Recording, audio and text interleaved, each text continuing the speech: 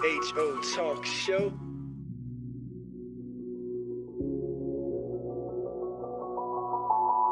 Sir Charles, Miss Max Razor. You're listening to In My Humble Opinion with Maxilia Robinson and Charles Lewis. Only on 101.3 Jams.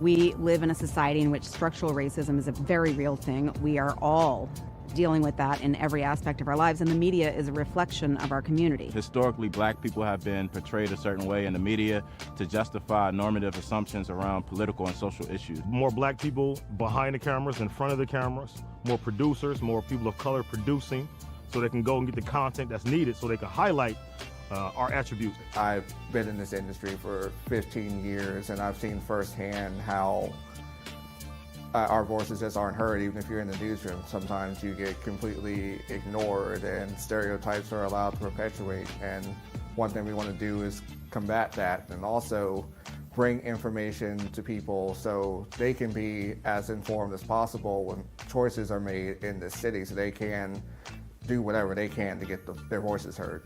What I believe can be done about the situation is to have more people of color creating news stories, more people who have a interest in and a social consciousness that relates to the stories that they're telling. Charlottesville Tomorrow looks at these issues. We can present them on IMHO. Vinegar Hill Magazine can take that a step further, and just together we can just make this thing that can be an example of how we can change the media landscape, how we can be more inclusive to get these voices in, to get these people heard. That's just one thing that doesn't happen in so many places, and it's a shame.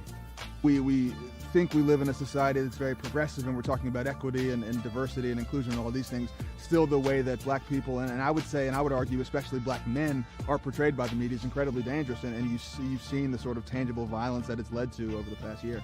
The community can support the SIM project by first and foremost giving us an opportunity. We understand that it can be difficult to give trust right now, especially considering the current social and political environment.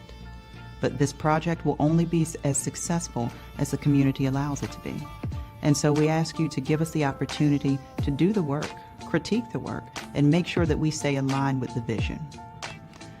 Another way that the community can get behind the SIM project is through engagement. We want to hear from you. We want to know what you're talking about. We want to put your stories out there.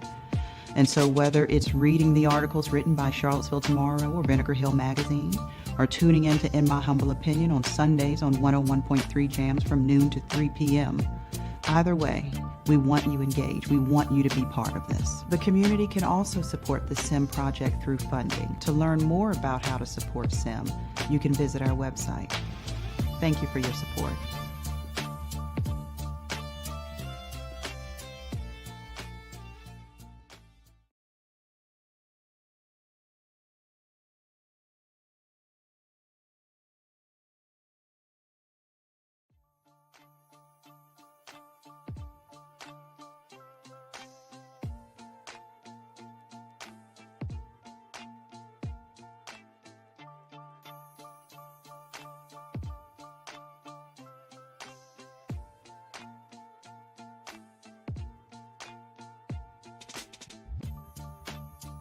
We live in a society in which structural racism is a very real thing. We are all dealing with that in every aspect of our lives, and the media is a reflection of our community. Historically, black people have been portrayed a certain way in the media to justify normative assumptions around political and social issues. More black people behind the cameras, in front of the cameras, more producers, more people of color producing, so they can go and get the content that's needed so they can highlight our attributes. I've been in this industry for 15 years, and I've seen firsthand how our voices just aren't heard. Even if you're in the newsroom, sometimes you get completely ignored and stereotypes are allowed to perpetuate. And one thing we want to do is combat that, and also bring information to people so they can be as informed as possible when choices are made in the city, so they can do whatever they can to get their voices heard.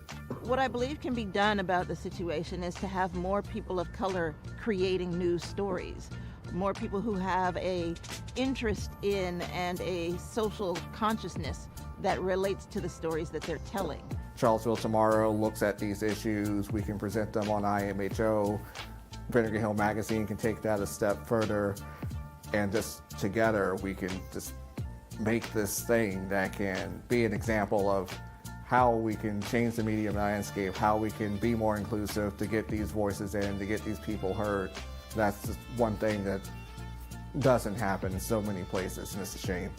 We think we live in a society that's very progressive, and we're talking about equity and diversity and inclusion and all these things. Still, the way that black people, and I would say, and I would argue especially black men, are portrayed by the media is incredibly dangerous, and you've seen the sort of tangible violence that it's led to over the past year.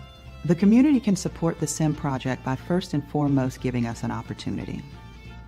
We understand that it can be difficult to give trust right now, especially considering the current social and political environment. But this project will only be as successful as the community allows it to be.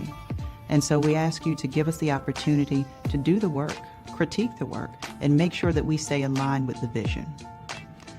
Another way that the community can get behind the SIM project is through engagement. We want to hear from you. We want to know what you're talking about. We want to put your stories out there.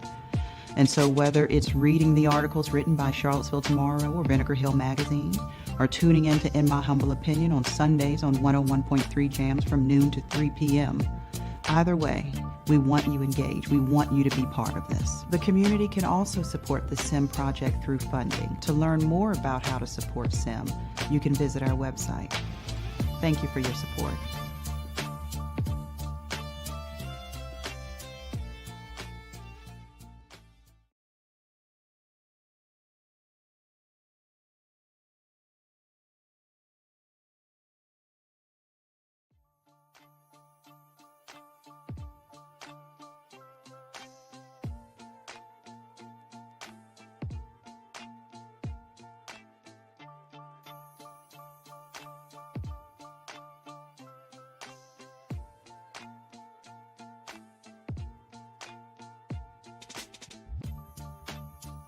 We live in a society in which structural racism is a very real thing. We are all dealing with that in every aspect of our lives, and the media is a reflection of our community. Historically, black people have been portrayed a certain way in the media to justify normative assumptions around political and social issues. More black people behind the cameras, in front of the cameras, more producers, more people of color producing, so they can go and get the content that's needed so they can highlight our attributes. I've been in this industry for 15 years, and I've seen firsthand how our voices just aren't heard. Even if you're in the newsroom, sometimes you get completely ignored and stereotypes are allowed to perpetuate. And one thing we want to do is combat that and also bring information to people so they can be as informed as possible when choices are made in this city, so they can do whatever they can to get their voices heard. What I believe can be done about the situation is to have more people of color creating news stories.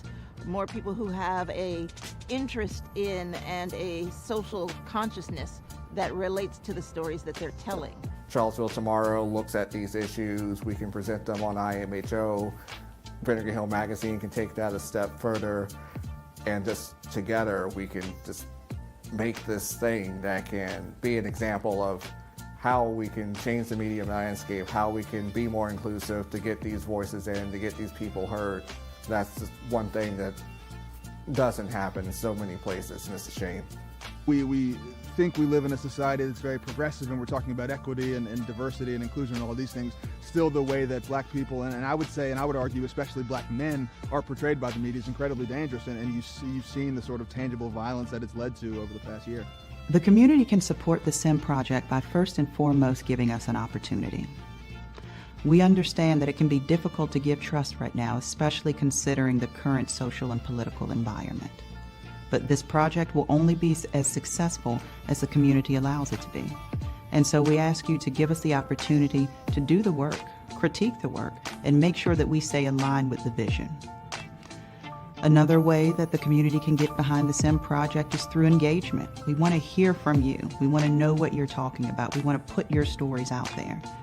And so whether it's reading the articles written by Charlottesville Tomorrow or Vinegar Hill Magazine, or tuning in to In My Humble Opinion on Sundays on 101.3 Jams from noon to 3 p.m., either way, we want you engaged. We want you to be part of this. The community can also support the SIM project through funding. To learn more about how to support SIM, you can visit our website. Thank you for your support.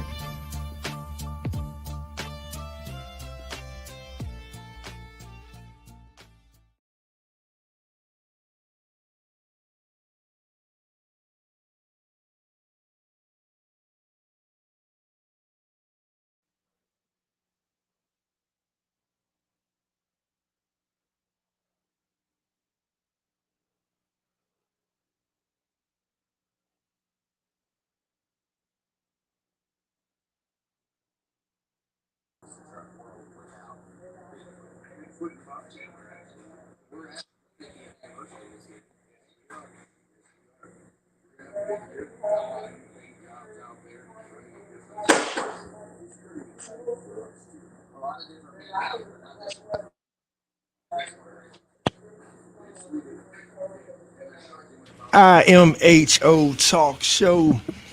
It's Charles. It's Razor. And we in the booth in the building like we never left. Yeah. You better believe. And we have a dope show lined up for y'all today. This is just the intro. Like Erykah Badu said, don't get too deep for the intro. Yeah. Right. Because you with us for 3 hours. I like that. And those that streaming can see the lovely face of Miss Joy Johnson. We're gonna be right back with her right after this break. She is always a great community advocate, talking about housing and our local citizens and that good stuff. So we're gonna be back. As always, Charlottesville is steady moving to some chagrin and to some others delightment, but we're gonna break it all down and give the good word for the people and see what Miss Joy has to talk to us about. Second hour, speaking of which, none other than the mayor himself, Juandiego Wade. We're gonna chop it up with him. Is he ready, talk y'all? about all these topics. He best be. Is he ready? Because we got a job to do. And last but not least, Miss Nicole Hawk. I can't believe I haven't had Nicole on this show by now, because Nicole is a good sister of mine, another great lady in the community, doing good things. And so, you know, it's just a jam-packed show, Razor. But to kick it off, I just want to give some shout outs, because, you know, as always, you know, the good people you know, love this platform, Razor, and they say, can you mention this? Can you mention that? So shout out to the good brother Alexander, as always.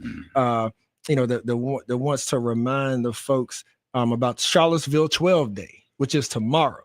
Charlottesville 12 Day is September the 8th. All right, so so y'all stay tuned, stay in touch, and make sure that you commemorate that, about the legendary you know, elders that we still have in this community with us. You know, a lot of them are still here with us, celebrating Charlottesville 12 during the civil rights fight and desegregation. And, you know, Alexander is still on the battlefield. Still on the battlefield. Yes, indeed. But another quick announcement before we go to break, Razor, and come back with Miss Joy and Miss Max. How you feeling? I'm good. Good stuff. So our local NAACP as well want the folks to know about the good news, Miss Max. And so, you know, folks that know a little bit about them know that the Freedom Fund Banquet is the big fundraiser for our NAACPs.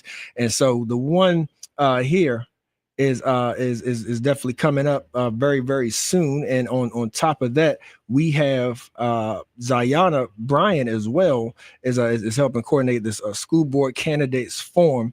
And it's being hosted by the Albemarle Charlottesville NAACP branch. And that's also Monday, September 8th at 7 p.m. Man, busy day tomorrow.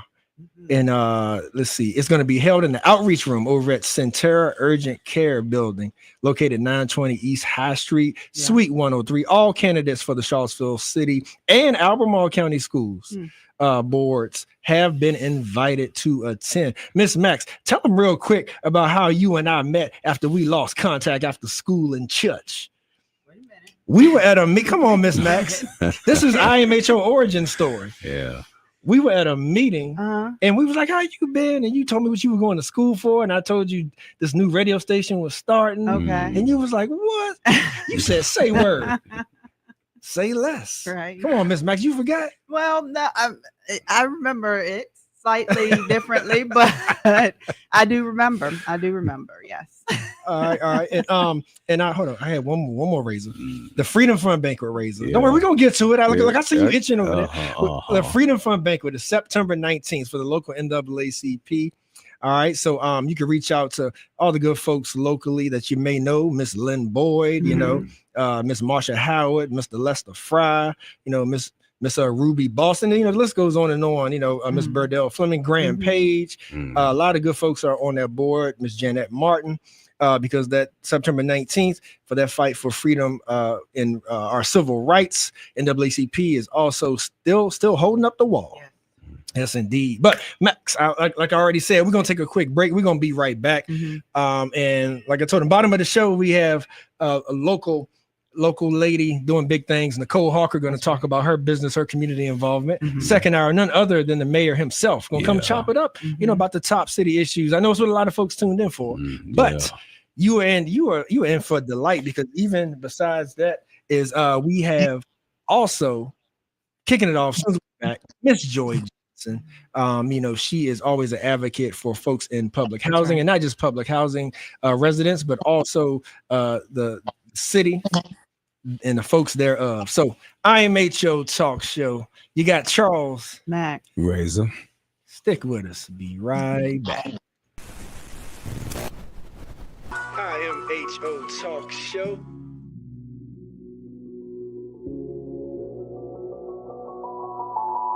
Sir Charles, Miss Max, Razor. You're listening to In My Humble Opinion with Maxilia Robinson and Charles Lewis, only on 101.3 Jams.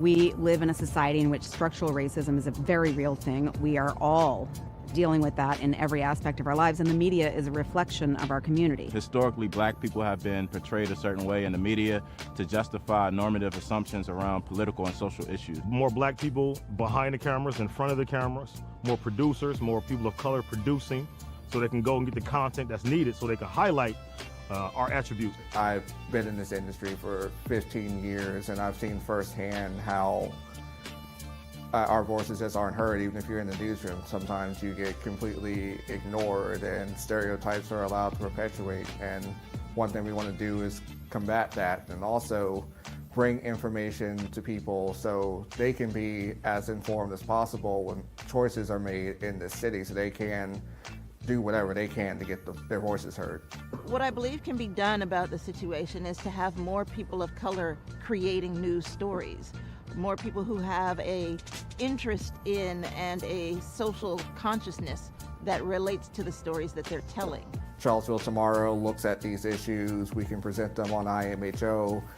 Vinegar Hill Magazine can take that a step further, and just together we can just make this thing that can be an example of how we can change the media landscape, how we can be more inclusive to get these voices in, to get these people heard. That's just one thing that doesn't happen in so many places, and it's a shame. We think we live in a society that's very progressive, and we're talking about equity and diversity and inclusion and all.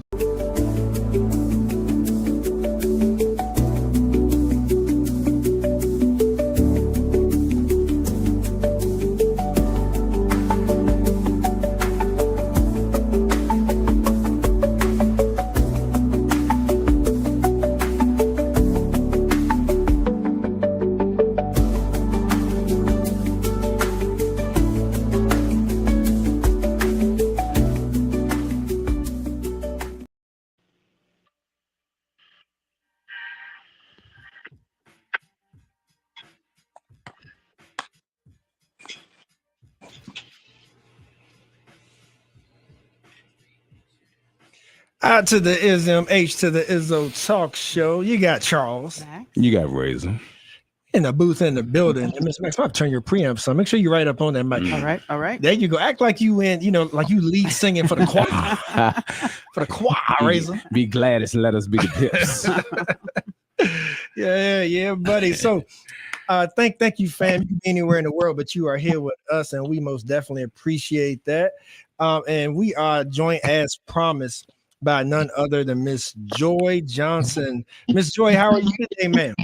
Hi, good morning. I'm doing fine, thank you. Hey, Auntie. Good. Hey, how you doing? Doing good. Always a pleasure. Thank you for the work that you do, as always. Thank you for taking time this fine Sunday morning to come out and chat with us. And thank you. I did my bedside church, okay? Oh, there you go. That's right. As long as you get it. Yeah. So, but we can't. You're here today to address pretty serious matter, right? That you and the good folks over at PHAR Public Housing Association of Residents want the folks to know more about. To make sure that they are engaged with our city council as it comes to the development and all that that may be happening as it pertains to what's being proposed. So for those that don't know, in particular, the West Haven communities, PHAR, 10th and Page, are solidified in opposing a luxury student housing. Right. And now, Ms. Joy, I've heard it's 12 story, it's 11 story. Not that one story makes a huge difference, but when it comes to the issues of what's happening and the reason why you oppose it, that may make a huge difference. So go ahead and let the folks know, what's what. Give us a more of a backdrop about what's being proposed with this luxury student housing and why folks in the community are opposed to it. So thanks again. For having me. They're proposing LV Collective, which is a firm from out of Texas, and they primarily build luxury student housing across the nation. And so we have for the past 3 years, we have had residents meeting on a weekly basis, just trying to understand what redevelopment means, Mhm. what it includes, about the finances, about landscape, critical scale, all of the above, and how they can use that to rebuild the community. Even though we are not all, even though we are not always 100% agreeable, we do come to a consensus about how we move.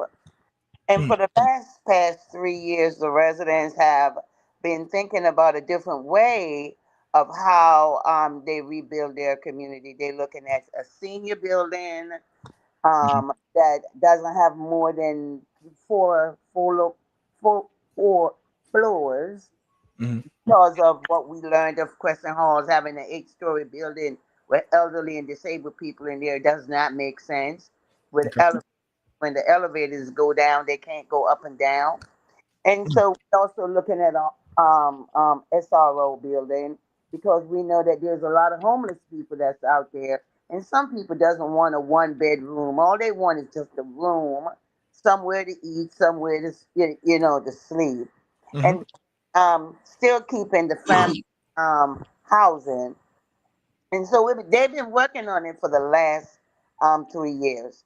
We came to consensus about the site plan, and I think that our residents was really proud of it because you know um, that's hard. I don't know if you ever sit and Mhm. plan about rebuilding the community, but it's really, really hard because some people doesn't have a three dimensional vision, and some Mm. people, even though you draw it, they still can't understand it. To fast Mm. forward, at one of our meeting, Executive Director John Sales said that this company wanted to come in and talk to us, and they came in and they had this great big building, which is a 12-story building, Mhm. luxury student housing. And they came in with the attitude of, this is how we're going to tell you how this is going to build. And our residents, um, let me just back up a little bit. Trust is a big issue. Absolutely. Our residents hasn't trust the process, even though they're participating in it. I hope you understand that. They're participating, but it's with caution Hmm. because they don't believe it's going to happen because we've been talking about redeveloping all of our public housing for years and nothing has happened. And now that they can see some movement at South First Street, some movement at Sixth Street, people now are moving cautiously, like, being very hopeful. So So, when just a um point of clarity, Ms. Johnson, you're not saying that the developers that are doing the renovations to um, the public housing are also the same developers who are wanting no, to build the new student housing? Okay, I just wanted to draw that no, I, separation.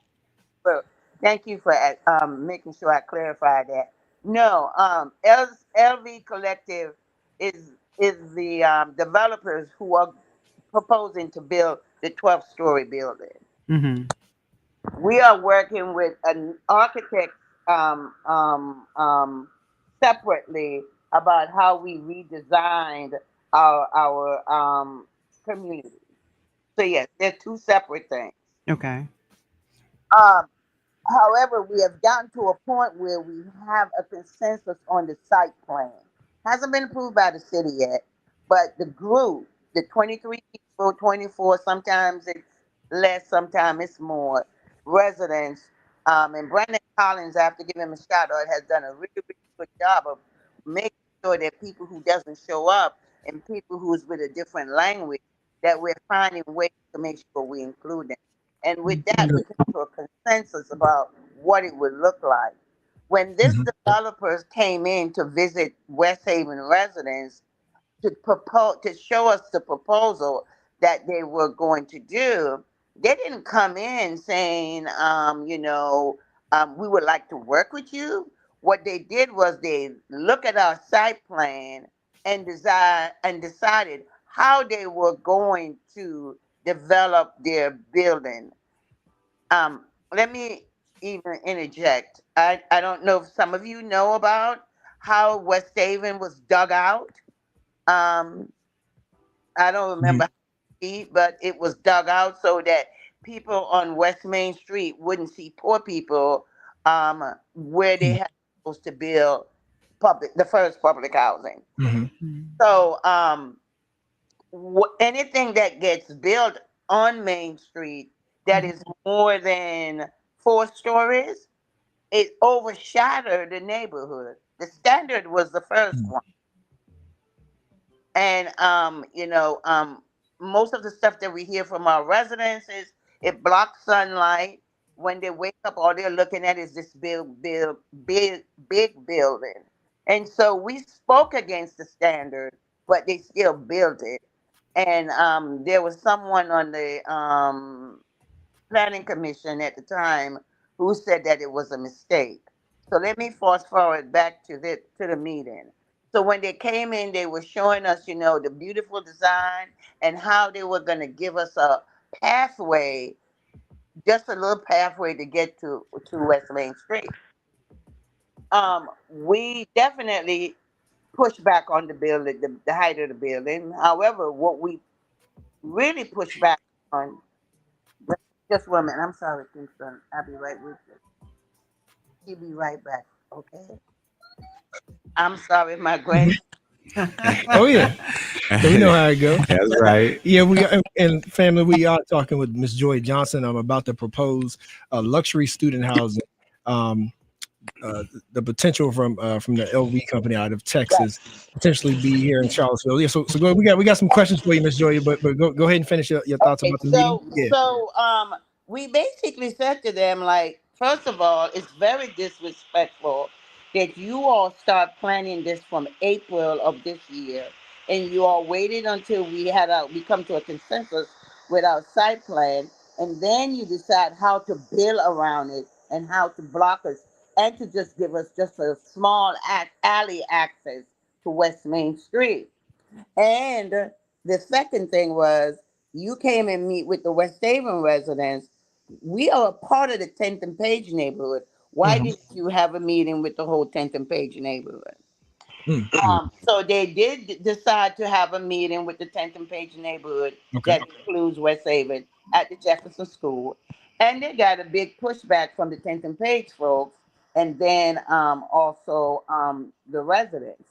But what I learned, because I don't know everything, and I'm always learning, but what I learned is that the zoning that the planning commission and city and some of our community people, some of what they voted on, gave the power to the BAR to be able to approve design and don't have to go to council to get approval.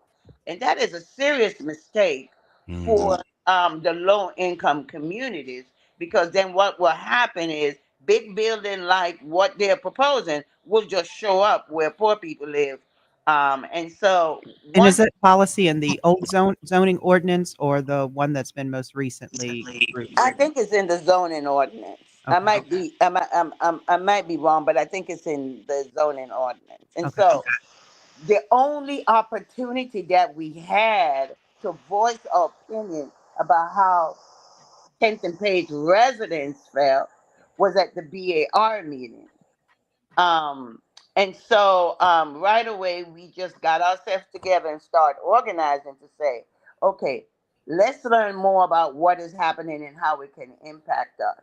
The biggest thing for me, George Johnson, is how disrespectful you are by coming in to tell us this is what you're going to do and want us to bless it, instead of coming in and saying, once you saw our site plan, why didn't you reach out then and said, can we work with you?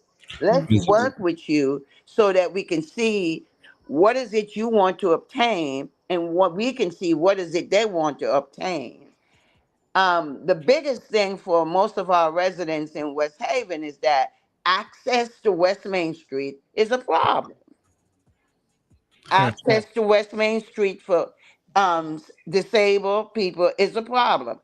Elderly people, if they have to walk, you have to go all the way up 10th Street or you have to go around to 8th Street, or you have to find get a ride, or you have to go up to Workland.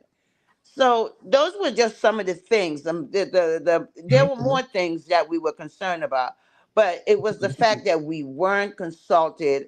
You didn't talk to us. You just coming in to tell us that this is what you're going to do, and you're not understanding the history of what well, Vinegar from Vinegar Hill to West Haven, and then the growth around West Haven, because as you know, there is a monster building that is going to be built on 10th and Workland, which is going to impact the neighborhood with traffic. Ms. It's going to Johnson. impact the neighborhood with people who have been living there for a long time on their taxes, right? And so there's a lot of things that we were pushed back on. But the number one thing is how you disrespect the 10th and Page neighborhood. And Ms. now Johnson. I'm hearing that something like that is also getting ready to happen in the Fifield neighborhood. Yeah. So, Ms. Johnson, so Razor has a question or comment for you. I'm noticing, I'm not from here in Charlottesville, so I'm noticing a pattern. Even though I know this is going to come back on me later for something that I want done, the real disrespect is from the city of Charlottesville allowing somebody to come in and operate this way to our city residents. That part. I know that you're saying about the people, but the real problem is that the city of Charlottesville is not advocating for their own personal residents, in my humble opinion. And I totally agree. And this is why we are now organizing to make absolute. We're reaching out to all of the different neighborhoods where this could impact them, to say we need to get back to council, and we need to tell council they need to fix this, because this is not right. This is not right. Yeah. And Miss Joy, talk more about what you were saying about the redevelopment that you would like to see, like within public housing, right? Within the citizens housing that we already have here, right? Compared to luxury student apartments taking precedence over that, right? Like so talk more about how that discussion has gone, about like how it's being prioritized between the citizens who already need improvements versus building new luxury housing. Well, as you know, rent burden is a big issue here in the city of Charlottesville, right? And I always tell my residents, especially when they're facing eviction or not paying the rent, is that it is hard out in the private market, and if you can't survive and pay your rent in public housing or with a Section 8 vouchers, then you will not survive. I hate to say it that way. You will not survive. You will find yourself being a homeless person in the private market, because the private market, Virginia Tenant Landlord Act, does not protect residents, right? It protects landlord. And these landlords, it's about the money. And if you're not paying your rent on time, they're not going to let you fall behind 1 month or 2 months. You will be in the street. Plus, you also have those utility costs that you have to incur. So it's very, very hard. And that's why I particularly try to fight to make absolutely sure that we fight and we make noise about deeply affordable housing. Right. So, but I do agree with the brother there that it is something that we have to go to council. We need y'all support to be able to go to council and tell council, fix this. This is not right. You know, something else that has to be mentioned in this conversation is the housing burden that the University of Virginia places on the city. Yeah. Yes. I believe that they only actually offer on-campus housing for their freshmen. Is that right? And outside of that, then all of their students are finding residency off of campus, which of course is going to exacerbate the housing availability and make things much more difficult to the residents who actually belong and live in the community, as opposed to those who are temporarily visitors. Yeah, so it's not only the freshmen, but it's guaranteed for freshmen. Okay. Yeah, but then other ones have an option. But that's part of the problem, though, right? Is that they still are sort of impeding on the city, right? Like to try to cure its own ills. Like, but that's the ultimate issue, though, right? So the university is here, right? And this is for everybody, you know, Ms. Johnson, Razor, Max. Is when we think about development, you know, cities don't want to be stagnant either. So every time development, you know, comes through, the question I believe is, and maybe for the mayor, but how do you balance it? Right. Like, how do you take care of what you already have versus also trying to be a vibrant city? UVA need to pay taxes to That the is city. a very good question, because we all see, not just myself, that I mean, the city clearly takes a stance on providing the prioritizing affordable housing, deeply affordable housing, and housing for our most vulnerable, the homeless. Right? We hear that all the time. But the question arises when votes or proposals don't necessarily line up to what's been prioritized to the public, you know, as far as our local officials. And the county as well. You know, Ms. Joy, I heard you mention UVA, right? Like, but some onus goes on the county as well, because Albemarle benefits so much on being related, right, to Charlottesville. But when it comes down to it, again, kind of hides its hands when there's things to fix in Charlottesville. Maybe I'm missing something, because what I see in my uneducated brain is the fact of the reason that the county doesn't have as much problem with this as the city does is because developers only tend to look at the black and brown neighborhoods to do their development. If a road has to come through, it has to come through the black and brown place. If they have to build a building, it has to come through the black and brown place. So if you're only talking about a 5 to 11% amount of people that's in the entire city, right? And not all of us live in housing. So then the people that are living in housing that don't live in housing, that have like generational homes and stuff that they're looking to take over and build something, that like the onus is on the city. I love I personally, the people that's running the city, I love them. I care about them. I want their well-being. I trust them, you know, but the people who are the current, right. Well, but the people who are behind the scenes are the ones that say, okay, yeah, come build here. Why don't you look over here? You know, instead of looking at this whole room, look at this one speaker, right? This black speaker right here. Is there anything that you can do right here? And then we look for developers that can do something in this black speaker. See, do you understand what I'm saying? That's you're absolutely right. Yeah, I feel you. And what I want to say is this, that we are redeveloping all 7 of our public housing sites, but West Haven is the most political one. We haven't seen anything yet until our site plan get approved, and you know, we have to go before the planning commission and all. The NIMBYs are gonna come out like nothing. Like, we don't want this in our backyard, because West Haven is the most political land that we have. We sit between the city of downtown and the university, and you know, this city is trying to become an ACC city anyway, so we're in the way.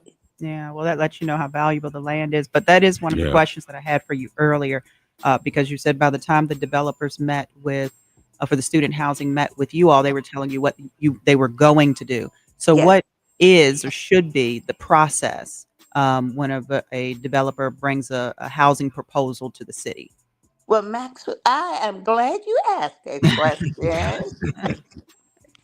I think first and foremost, the communities that the city is telling them, or the behind the scenes people that is working, and I'm just gonna call it out, the planning department, they should make absolutely sure that those developers are truly engaging with the neighborhood and planning with the neighborhood, because they're not.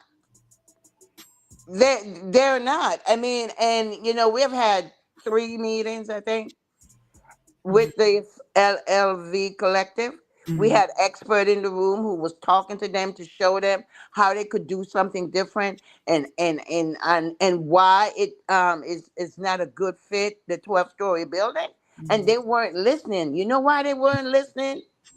It's their bottom line of money of how many units is going. They need to make a profit off of this building, right? It's about money. It's not about the people. Well, you know, But I would take a step further and say that needs to be something in the ordinance or the policy that requires them to the developer yes, to make sure that they maintain the integrity of the neighborhood that they're building in, and that they and not give them exemptions or allowances that would allow them to disproportionately further disenfranchise those that live in that neighborhood. And I say that because they can check all of those boxes that you're talking about, check every one of them, and still do what they want to do.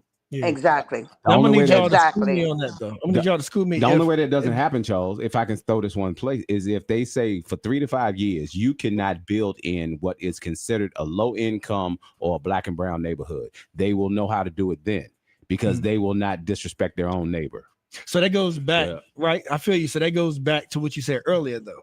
Like that's why. So even if what you're saying is true, and the onus is ultimately on the city because it's responsible for its land and for its citizens, we are still landlocked as it pertains to working with UVA and with Albemarle. And to Miss Joy's point even earlier about how UVA is doing is something that's paying local taxes would hugely benefit, right? Like, so my whole point though is that, not making any excuse for the city, but when we look at it from a political and a business standpoint, their hands get tied when UVA and Albemarle overreaches. And when UVA and Albemarle constantly benefits from the Charlottesville name, even if they're not city proper, they're constantly benefiting from it. But then when it's time to things like this, for the city to be like, well, there's land and stuff that's technically in the county, but then the county may be like, we don't want the developers here either. Yeah. You know what I'm saying? But fact of the matter is, a lot of Albemarle County, people from the outside just see Charlottesville. Right. They don't see county. Right. So there still has to be that relationship building for the city to even be able to do what we're asking. Why would Albemarle work with the city like you're saying when they can simply sit on the outside and be a parasite? I tell you why. They had a sweetheart. They had a sweetheart deal. It was before I even got involved. Where the Albemarle County would not annex into the city of Charlottesville, they would give them money. Yeah. And I never understood. Was it like 11 million? And if you all can find out for me, because I just can't seem to find the answers, when does that agreement go away? Is it a lifetime agreement? Good question. Because when I came here as a young lady, a little girl, not a young lady, a little girl, you know, Albemarle County wasn't as sprawled as it is now. Yeah. And every time they put up a building, the city get money. Because that's their agreement. So when does that agreement goes away? A tapeworm never goes away, Miss Johnson. No. Oh, there you go. I have a question for you though. It's this has come up, and it's kind of one of those ideas of you control what you can control, right? So this new zoning ordinance that the city has approved, and I know we're going through different changes as it pertains to being the official approved ordinance. I'm about to say it's on hold, ain't it? Yeah, there's some things to be worked out. However, this new zoning ordinance gives much more liberty to developers than the previous one. So that being said, why doesn't PHAR or public housing residents then demand more for their proposals for redevelopment or renovations? Because now you can go higher, right? Yeah.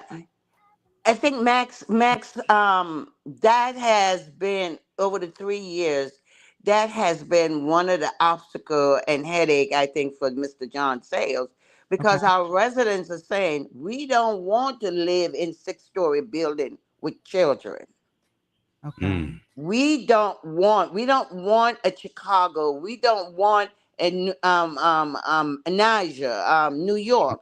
We don't want Atlanta. We don't want to be having children, 5 bedrooms and 4 bedrooms. And we just don't want that in a high building. And so Mr. Sales wanted to go to 250 for density. I mean, 350 for density. Our From what? residents pushed back at that, so they didn't want. And then we learned from Crescent Halls, which is an 8-story building, how much problems later on it was with elevators and all of these mechanical stuff that keeps it going for you to, be on the 8th floor and 6th floor. So I think those were some of the things why we did, as far as height, we were willing to go to a 4-story. I only wanted to go to 3, but the consensus was 4. So some question in there for you, Miss Joy, because honestly, there is a divide within the community on that thought process, right? Because you do have folks that are saying that that if it's mixed income housing and you have commercial space and like you even have parking and whatnot, like understanding that the city is so landlocked that building up makes sense if the trade-off is that you're going to get affordable housing and you're going to get potential commercial space for local business owners, right? So it's almost like how can we satisfy both sides? Is that even possible, right? To be able to get enough housing without going straight up in the air? I will say this. In our community, and I think that's one of the myths that I don't think people understand. We have a mixed income community. We do. We just don't have the commercial stuff going on, but we have a mixed income community. We have people who are paying different variants of rent, right? And we have a multicultural now people in our community, right? We have a mixed community. Oh, I think we lost you, Miss Johnson. I think we lost Miss Joy. Hopefully she'll be right back with us. It was just getting good. I know, right? I know. All right, Miss Joy, try to rejoin us. What you got, until she comes back in, I wanted to ask her this particular question, right? Because I want to play devil's advocate, for a second. And then I also wanted to ask her, okay, we're all born with the same 24 hours. If you decide, now granted, some people have different ailments that don't allow them to do certain things, but if you have decided to put yourself into a point where you have to allow a city, a person, or organization to take care of you, then do you still have the same rights to ask and demand the same thing as people are getting out here and pulling themselves up by their own bootstraps with no help? Lord, you're using a lot of a lot of trigger words. It's a conversation that happens, right? So I think but for real, it is a conversation that happens. So I think it's worthy of just bringing up, whether you agree or disagree with it. It's worth bringing up. I think that the response would be, though, is that these resources that the city provides to our low-income neighbors are necessary based on the historic disenfranchisement of those neighbors. It is not like they are given an equitable and equal playing field. They had access to the same things: education, higher income, healthcare, all those social determinants of wealth that we reference. I'm back. Can you still hear me? We can. There she goes. We have access. I can hear y'all. Those neighbors have access to those things. And wouldn't be dealing with the recovery of generations of disenfranchisement. Absolutely. Then they would not have to rely on those things that they do. Well, let me ask you this then. Ms. Johnson, can you hear us? Ask Ms. Joy. Ms. Joy, can you hear us? I think she's still working on her connection. Okay. Now let me ask y'all this, right? When it comes to ailments that people go through, right? If you are hooked on a substance, you gotta back that up. But she's just now coming back. I don't think she can hear me. Look, she's laughing. Go ahead. Can you hear me? Not sure what happened, but I can't hear you. Can you hear me now? No, she said she's okay. All right. So my question is, if a person is hooked on some type of substance, right, and you can get money for that substance, should we be giving you money for your rent? Because it seems like you want to spend your money on what you want and then beg for what you need. Oh, like how that feels, Razor. It's not about feelings. I don't You like know what I'm the So saying? here's way why I it would push. was- No, No, so I'm we asking. understand. I'm Yeah, just yeah. asking a question. Yes, we understand where you're coming from. And for but those of here's y'all the don't big want to call misconception. Charles and Max and say that Razor shouldn't be talking like that, I get it. But in order for us to get the side that is in control of what we get, they have to know how we feel about things that they talk about in private rooms. Yeah. No. You facts. Yeah. Like we totally understand what you're saying, but where I would push back though is that there's a misconception that I think gets mixed up in what you're saying. Not that you're making that point, but people definitely take it from what you're saying, which is that people aren't putting themselves up by their own bootstraps, or they're not contributing to our society because they may be immigrants, they could be public housing, whatever the case is. And fact of the matter is, there was an article I just read, and it said like that immigrants have paid, like last year, paid more money, paid more taxes than like the top wealthiest people. I forget what percentage it is, right? But like they're contributing in so many different ways. I'm talking about drug use though. I'm strictly but that talking narrative about drug though, use. of that, like you're not contributing, so you can't tell your city council what to do because you may be like whatever, like right, or you may be any marginalized group, regardless of what that marginalized group is. No. I'm with you up until the point that you're talking about choices and decisions. If you choose food over clothing, if you choose drugs over housing, if you choose, that's what I'm talking about. Strictly looking at it from that point, like just trying. But how to, would you know though? You piss test them. I mean, you could, but at the same time, it's like then we need the services to be able to help those people. Then. It's a lot cheaper to buy P-test. It is. It's not that much. But she can hear you. There you go. All right, I'm back. There you go. I'm sorry, I had to log out and log back in. I Yeah. don't know what happened. Is she staying on with us for the next hour? Is she? No, going? we're about to wrap up. But I mean, like point taken. But it's just like what we always talk about. It's like folks can be anti anything, but if we're gonna be anti, then we got to have like the middle part. We talking about choices though. Like what's the middle to fix it? I'm just talking about, not from my personal opinion, but I know that people use these things to put up guardrails to keep from helping, or to keep choosing what you need and what you don't do, right? Gotcha. No, so we got you. When it comes to like color and stuff and immigrants, that's wrong. When it comes to people who, regardless of what your circumstances were, and you choose to use some type of medication, whether it be alcohol or drugs, you are then making a choice. So if you can stand on a corner for 17 days to get money to buy a substance, you can do the same thing and put what you have towards housing. I'm asking. But then that's the mental health issue. So then we need more resources, because that's a mental issue. If somebody is choosing a drug over their livelihood, like that means you have a disease. It's still a choice, is what I'm asking. But it's a disease. Before we let you go, though, I want to catch up on. So where are we now? What is happening now? What's the next action that the PHAR and the residents of public housing plan to take? Okay, so where we are now, we are still moving along. We're gonna probably have to change some of what we have agreed upon. Redevelopment at with what? redevelopment. And then the second thing is to continue to go to council to put this on their radar. So we plan to show up at every meeting. We plan to show up at the BAR meetings, and we plan to show up at the planning commission meeting. Because even if this get built, even if they went to 6 stories, because they did send us something saying they're going to 6 stories, even if that get built, we have to make sure there are some safeguards that this doesn't happen in any more of our low income neighborhoods. That's right.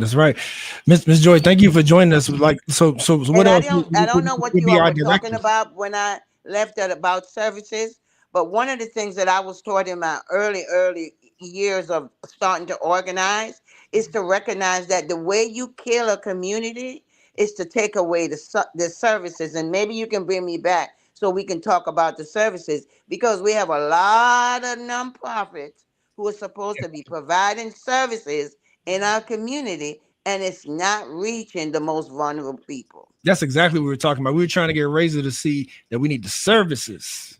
Razor deal with Razor, you. hey Razor. Yes, Razor, ma'am. Yes, auntie. we do need services, but we can talk about that. We can meet and talk about that. Yes, ma'am. And you might be able to convince me, and I may be able to convince you. But Okay, thanks for I having can me. talk now, Auntie. I can talk now. All right, so Ms. Joy, thank you as always. Keep up the great work. But as we let you go, to kind of finish off on what Max was asking, like, what's our marching orders? When's the next meeting? When's the next time? We're going to be meeting with Click, Charlottesville housing committee. We're going to be meeting with them, and we're going to be going back to city council. I see Juan sitting back there. So we're going to be going to city council to put it on their radar, and we're basically just going to show up and show that something needs to change. And if there was a miss in when people voted on this, they need to go back and correct it, because they can go back. City council can go back and correct it. Gotcha. Miss Joy, thank you as always. All right, thank you. Nice seeing you, Max. Nice seeing you. Take care. All right, thank you. You're welcome.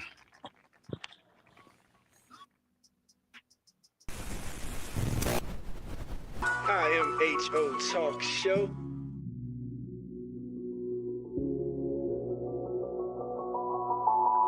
Sir Charles, Miss Max Razor. You're listening to In My Humble Opinion with Maxilia Robinson and Charles Lewis. only on 101.3 Jams.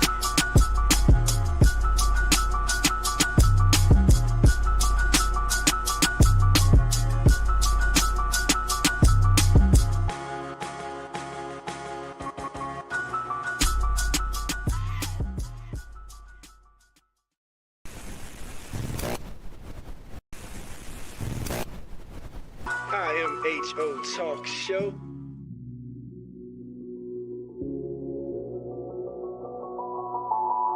Sir Charles, Miss Max Razor. You're listening to In My Humble Opinion with Maxilia Robinson and Charles Lewis. only on 101.3 Jams.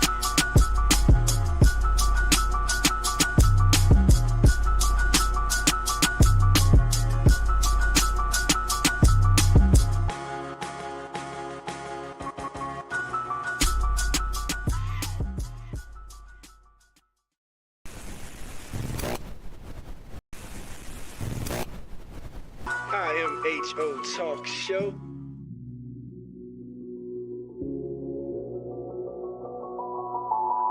Sir Charles, Miss Max Razor. You're listening to In My Humble Opinion with Maxilia Robinson and Charles Lewis. only on 101.3 Jams.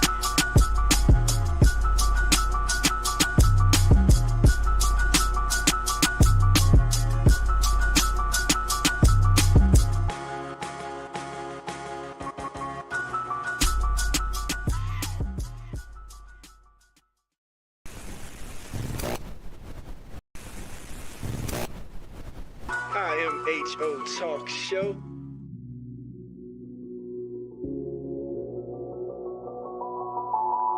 Sir Charles, Miss Max Razor.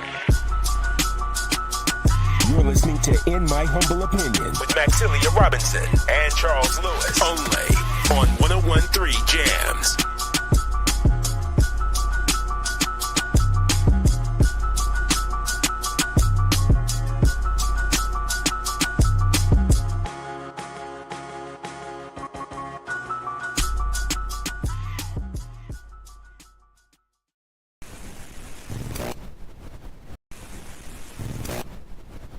IMHO Talk Show.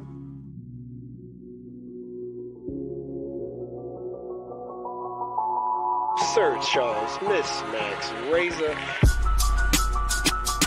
You're listening to In My Humble Opinion with Maxilia Robinson and Charles Lewis. only on 101.3 Jams.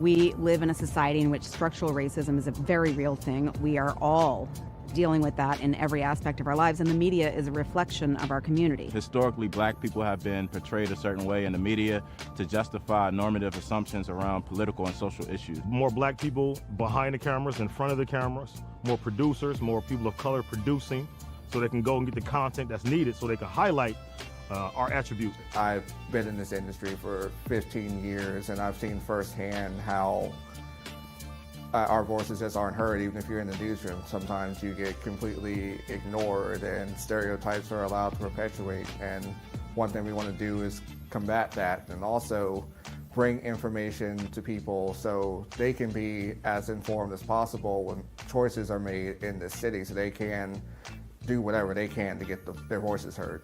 What I believe can be done about the situation is to have more people of color creating news stories, more people who have a interest in and a social consciousness that relates to the stories that they're telling. Charlottesville Tomorrow looks at these issues. We can present them on IMHO. Vinegar Hill Magazine can take that a step further, and just together we can just make this thing that can be an example of how we can change the media landscape, how we can be more inclusive to get these voices in, to get these people heard. That's just one thing that doesn't happen in so many places, and it's a shame. We think we live in a society that's very progressive, and we're talking about equity and diversity and inclusion and all these things. Still, the way that black people, and I would say, and I would argue especially black men, are portrayed by the media is incredibly dangerous, and you've seen the sort of tangible violence that it's led to over the past year. The community can support the SIM project by first and foremost giving us an opportunity. We understand that it can be difficult to give trust right now, especially considering the current social and political environment. But this project will only be as successful as the community allows it to be. And so we ask you to give us the opportunity to do the work, critique the work, and make sure that we stay in line with the vision. Another way that the community can get behind the SIM project is through engagement. We want to hear from you. We want to know what you're talking about. We want to put your stories out there. And so whether it's reading the articles written by Charlottesville Tomorrow or Vinegar Hill Magazine, or tuning in to In My Humble Opinion on Sundays on 101.3 Jams from noon to 3 p.m., either way, we want you engaged. We want you to be part of this. The community can also support the SIM project through funding. To learn more about how to support SIM, you can visit our website. Thank you for your support.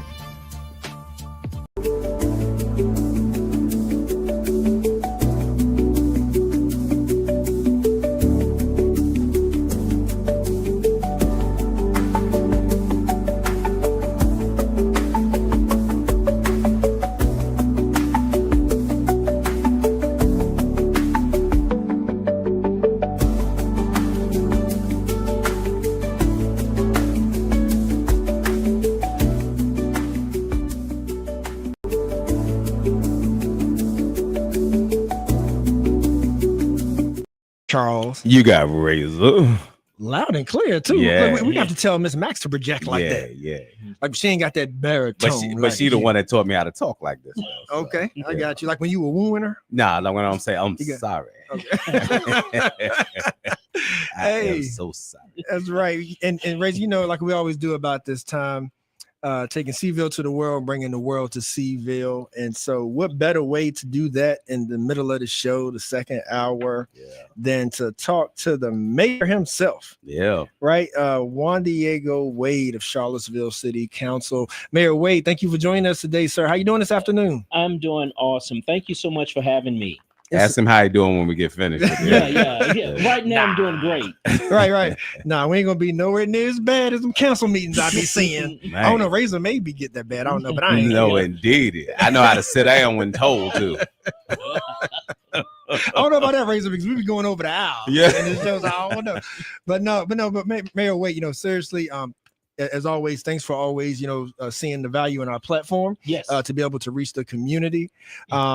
And so, you know, there's just so much happening right now, so many topics to discuss, you know. And so just being able to sit here and get it directly from you, and you know, as well, some folks may even text in some questions in addition to what we already received, right?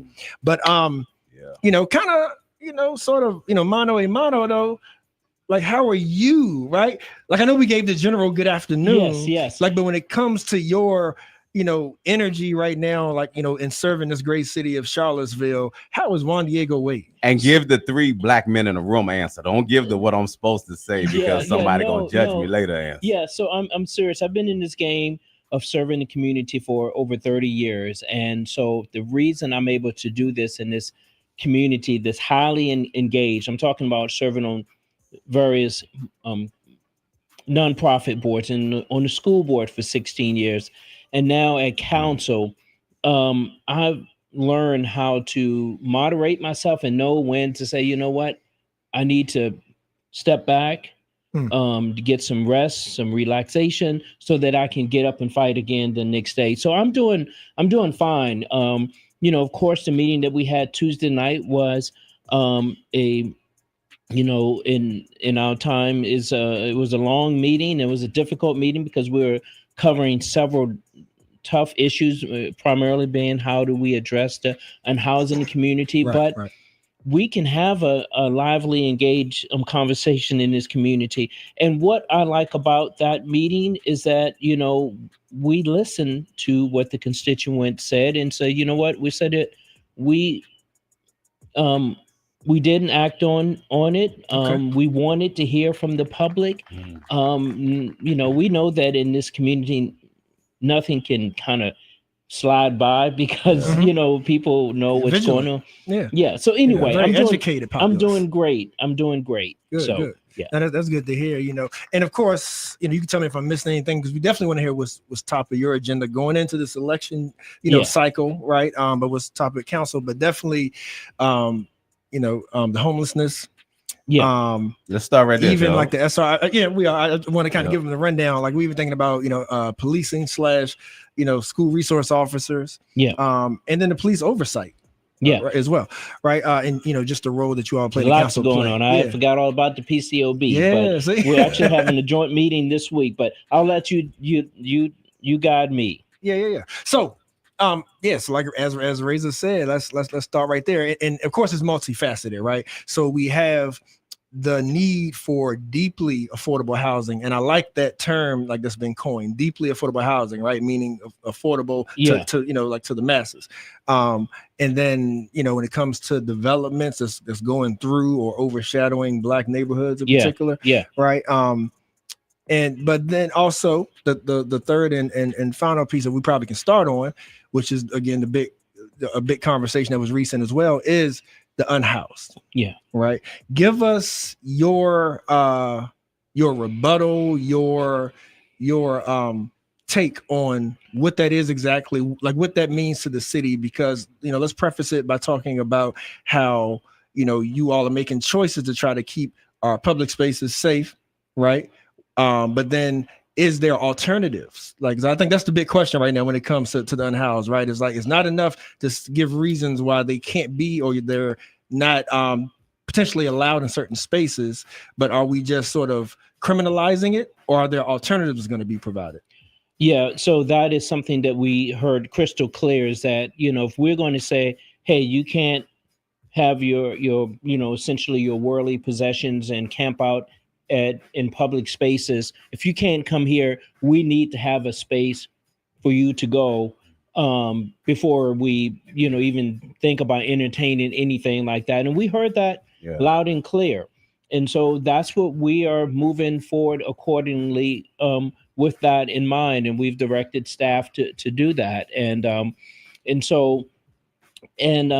came up at the meeting the other night, like who told Chief Koches or Sam to come up with that. And I cannot say that at any meeting that we had, either one-on-one or whatever, that said, a counselor would say Sam or Chief Koches, because they only got going on what they hear from us, to come up with an ordinance that we saw, what we hear and that what we get constantly from a wide range of shop owners, residents, and visitors, that we thought that Charlottesville was a world-class city. Why do we see this in our public space is so evident.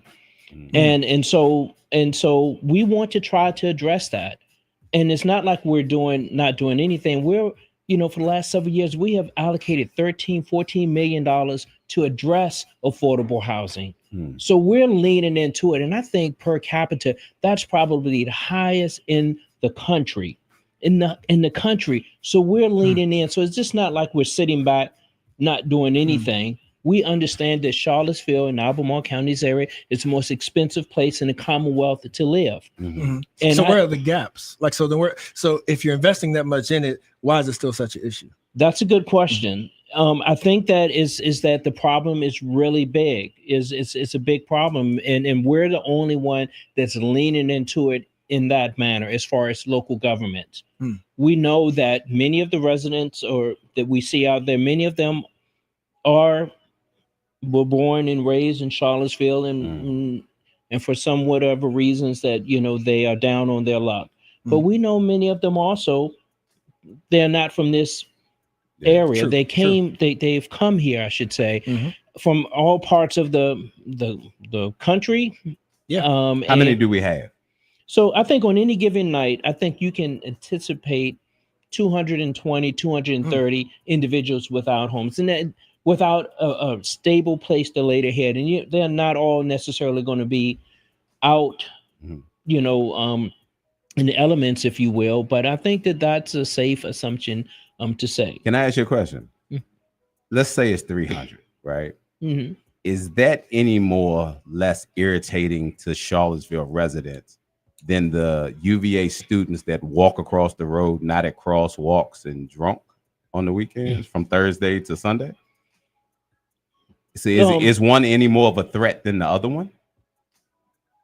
Because we're not talking about locking up these belligerent kids that just seem to walk across the street in front of moving cars. Right. I think that that's an excellent observation. What I can tell you is that sometimes staff and counselors react to what they hear, and I think that we don't necessarily see that on the downtown mall or on Main Street. We primarily see that on the corner, and I can tell you that is an issue because I've been on not countless, at least a half dozen grand juries over the years, and many of those cases that I hear, as well as the others that's with me, are individuals, primarily students on the corner. They get drunk and do different things, and so I know that is an issue. Are we talking about criminalizing them though? Well, it is. I mean, it's a grand jury, so they have done something to get in trouble because they have done something, and we have to make the determination: is this a bill? Whether it's they go to. No, that's what I'm asking. Well, I don't mean to cut you off, but I'm saying, are we talking about with the things that they do? Are we talking about taking it and making it a city ordinance that what they do can get them criminalized? Are you talking about? What are you talking about now? What we're talking about doing about the homeless, right? Because a problem is a problem. The way I heard everybody at the city council meeting. Not my own personal feelings, but I'm just talking about what I saw, what you had to deal with. So then I'm wondering, okay, you just said some of these people are from Charlottesville, some other people are not. The UVA students, some of them from Charlottesville, some of them are not, right? But we're also talking about an eyesore. We're talking about putting the people in jeopardy. We're talking about a world-class city. So if we're talking about a world-class city, we should be talking about young people not walking around belligerent in front of vehicles. Right. So, I mean, what we were discussing last night was the unhoused, and it was going to be a class 4 misdemeanor.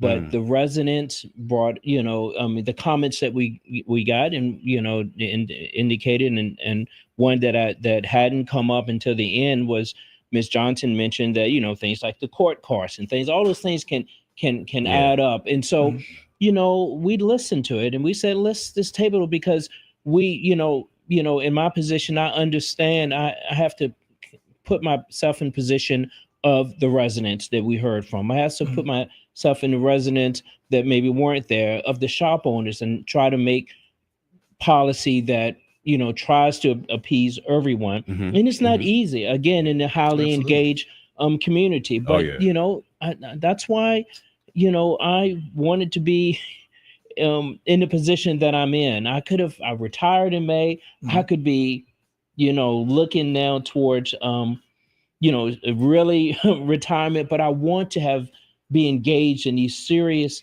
conversations and try to address these issues. Okay. And I believe I believe that I have been put in this position for the past, my connection and involvements in this community for the last 30 years, whether it's the numerous nonprofit boards I've been on, whether it's the school board experience, and my many young men that I've mentored, and young people, professionals, male and females that I've mentored, that put me in this position now that I can come and say, in this position to make these decisions. So I'll give you an example. On a regular basis, sometimes a couple of times a month, I help prepare meals for the Salvation Armies for these unhoused. Okay.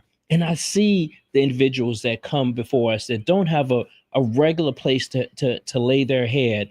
And I see that they have on work uniforms. Many of them have on work uniforms, that they're working, they're serving us, they're cleaning up after us. So they are part of this community. And if they weren't here, this community will look and feel a lot different.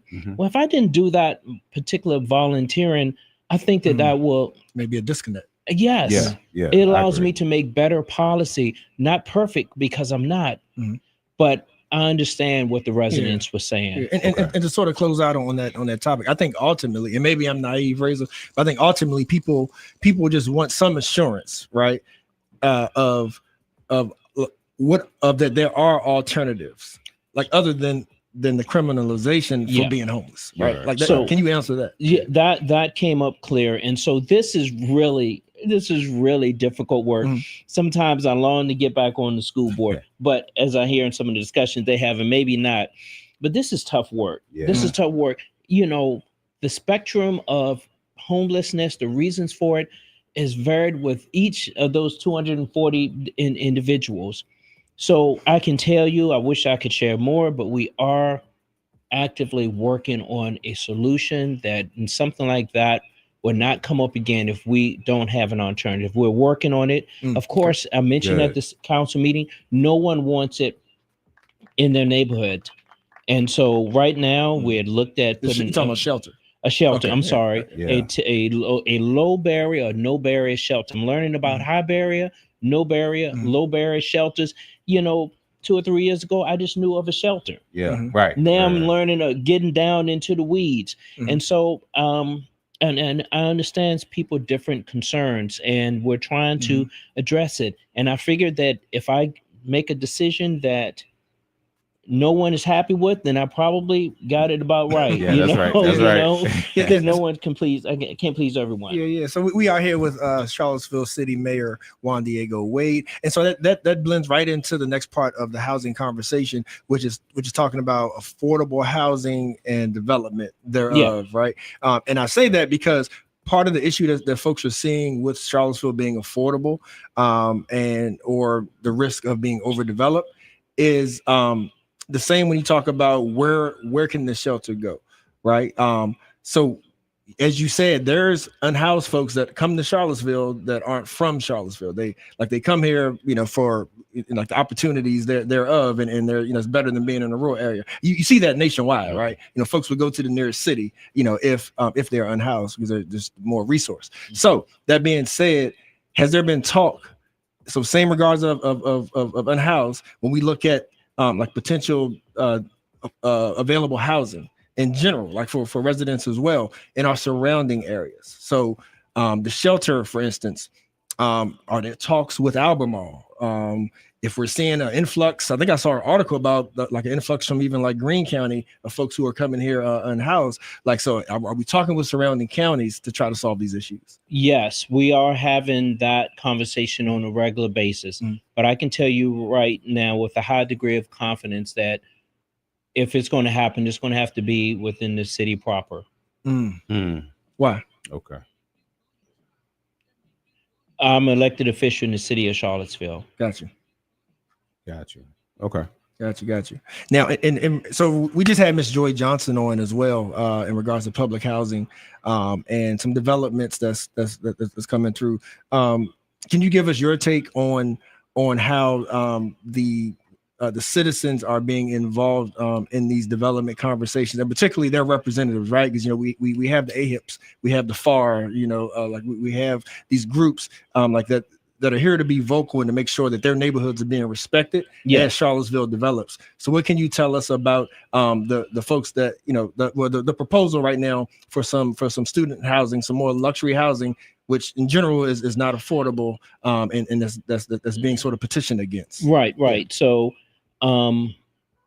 Charlottesville in general has been underdeveloped as far as housing for the last 40 or 50 years. We just have not developed enough. And I would gather to say the reason that Charlottesville is probably the most expensive in the state to live, and I know Northern Virginia houses cost more, but their salaries are higher. So right. Charlottesville is the most, in Albemarle County is the most expensive in the state to live, is that we just haven't, it's an issue of supply and demand. We haven't kept up.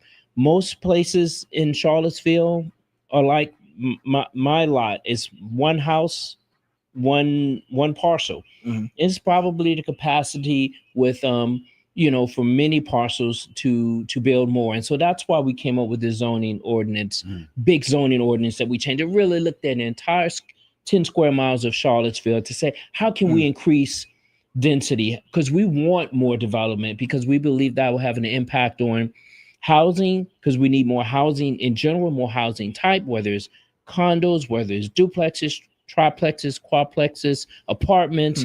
See, we just don't have enough. And so because wait a minute, so you can go on with that. How much of the development that has came in the time frame that you talked about has been strictly Black and brown neighborhoods? I don't know the breakdown, but I can tell you that most of the low income housing has been south of town. And so what does that mean? South means south of the the railroad, south of town. I think you like know Fifth Street, that way. In that part. And so we now have said that we can increase the density throughout the entire town. And so the controversial project that's going on now, that I think is LV, that is right now on Main Street. And so we had the zoning ordinance, and the zoning ordinance said that on corridors like that, whether it's Ivy Road, Preston, Main Street, part of maybe Fifth Street towards 64, where we can have density that will be essentially by right, but it has to get approval from the BAR. So we had a lot of public hearings and things like that for that. So this one may come to us for approval, but I can tell you that and if it does, for me to come close to approving it, because I do a lot of walk-in meetings. I walk with individuals, whether they're residents or guests, particularly UVA officials, to let them see the impact. And one of the primary places I take them, I either walk through Hardy Drive and come up the stairs behind the standards, or go on Main Street and go down, and I turn around in the playground and I said, look, turn around. This is why for many people is generational hate of UVA, because you look at this big wall. And so I said, there's 1,000 ways that the same development could have been done and been more inviting to the community. And so that was done, I don't know, that's been here, 10, 15 years. I don't know exactly when it was, but it's been a while. And so now we know a lot more, and I know what I don't like. And I said, and if something like that, and we tried to incorporate things like that with the zoning plan, and but it's a way for this LV project to flow from Main Street, to have the development and flow with the redevelopment of West Haven, so that it's all incorporated into one project. Because we have to, approve. We can't keep saying no to all developments, right? Even though I know that there'll be no affordable housing per se as part of that, but they will pay some into a fund, which over the last few years allows us to buy Dogwood housing, allows us to buy Carlton Mobile Home Park. Mm-hmm. So we need funds to do things like that, and so and I'm not sure if any residents would want to live in the Verb and these other type of student housing, but if they can pay into a fund to allow us to put affordable housing, maybe to help to help PHA or Habitat or whatever, to build affordable housing in other places, it's a part of the package that we need to another tool that we have to address affordable housing. So you can understand though about how a lot of residents will go look at the city budget and still say, to your point, that there's still too much luxury development happening based on what we could be doing with the budget that we already have. So it's almost like, what are we prioritizing? Well, you don't agree with that, do you? I mean, I just don't agree with the notion that we have enough housing. We don't. We need more luxury housing. We need more affordable housing. We need more the middle gap. We need more housing in general, because when we build, it's not we, because the city is not building. This is not a city development, but let's say we know that when the standard was built, as obtrusive as it may be, when it was built, those 1,000, 2,000 students, where they were in the neighborhood, they left the housing that they housed, the apartment, and those became available for other people. And so even though the housing was not built, it's pent up demand for it. So I'm just from the camp that we need more housing because we haven't built enough, and that's why it's so high. What's possible ultimately though, one is like ultimately, because you mentioned like the 10 square miles. Yeah. So saying that, then you have folks like who don't want luxury buildings towering over their historic neighborhoods, right? Need more housing, but like you have to be cognizant and sensitive, like to the history here. Like, so how do you develop in such a landlocked spot? So we just have to be strategic in where we do it. And so we have increased the density throughout the entire city, but you're not going to, in the middle of a neighborhood, it may not be, 8 or 9 floors, but you know what? You can put in 3 or 4 in certain places, and it would not necessarily, because some homes now might have 3 or 4 floors to it.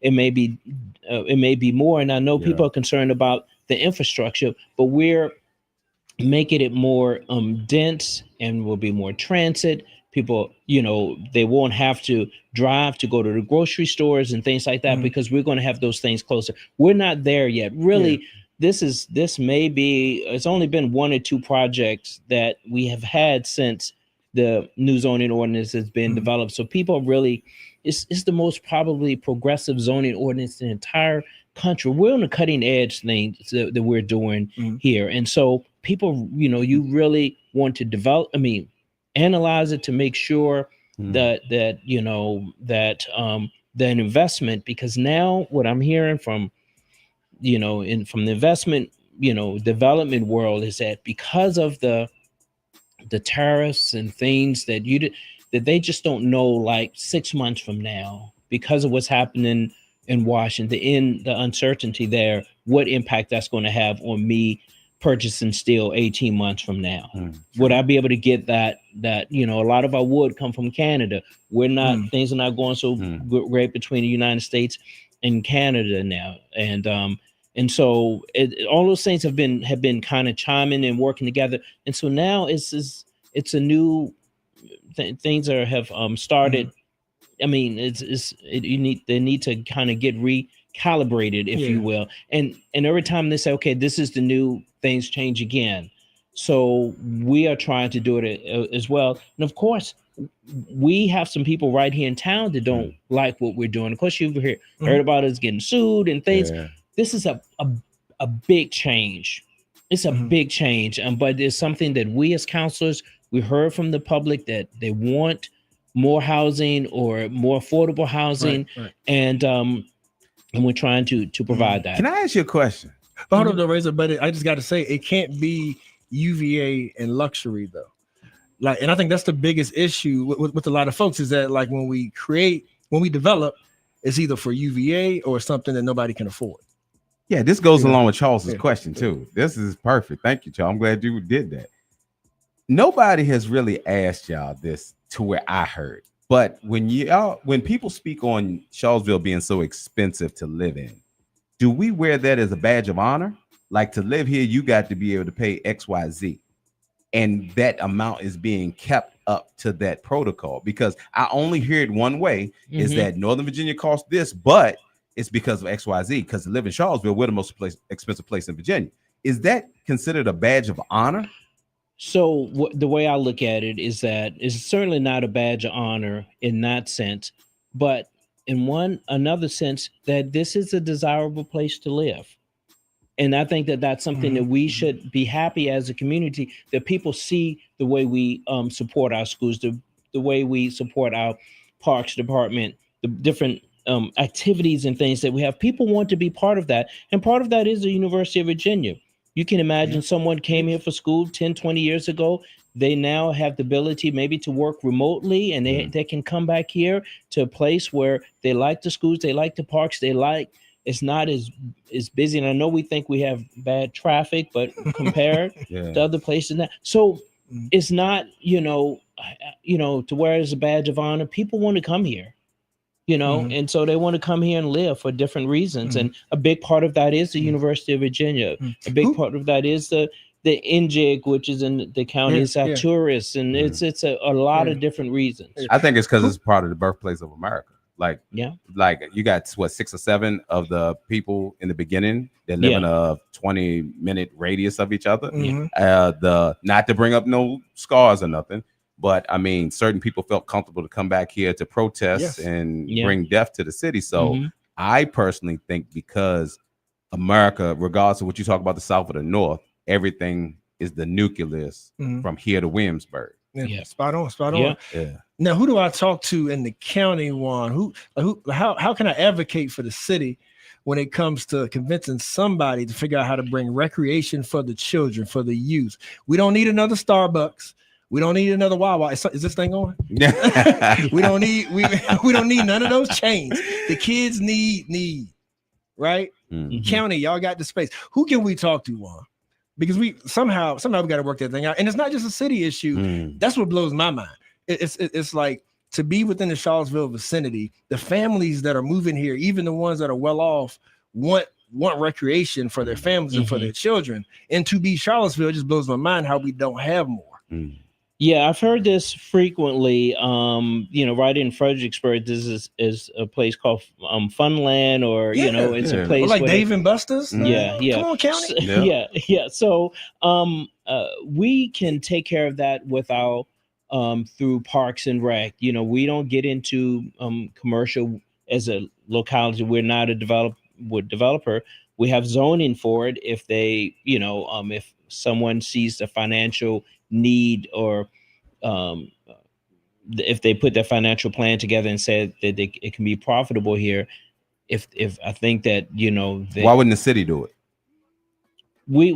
That would be just like us starting a business. We're not a retail. That's not our skill set. Okay. We don't want to be competing against businesses and things that's not something that I would want to do. It would prevent businesses from come here, and we don't have the expertise in City Hall to do that. But even if it gave the kids something to do instead of shooting each other, we could do it. We could have programs through Parks and Rec. Okay. But I wouldn't want to create a Dave and Buster's for the city to compete against potential Dave and Buster's, because they would surely never come if it's a business that's taxed back to whatever. So no, for the city, not the county. You lost me there, Juan. So if they wouldn't come because they wouldn't be able to get the revenue, but if the city was to have it and be paid the revenue of the people there, like, you lost me there for a second. Maybe I heard it wrong, but I never mind. Go ahead, Charles. Yeah.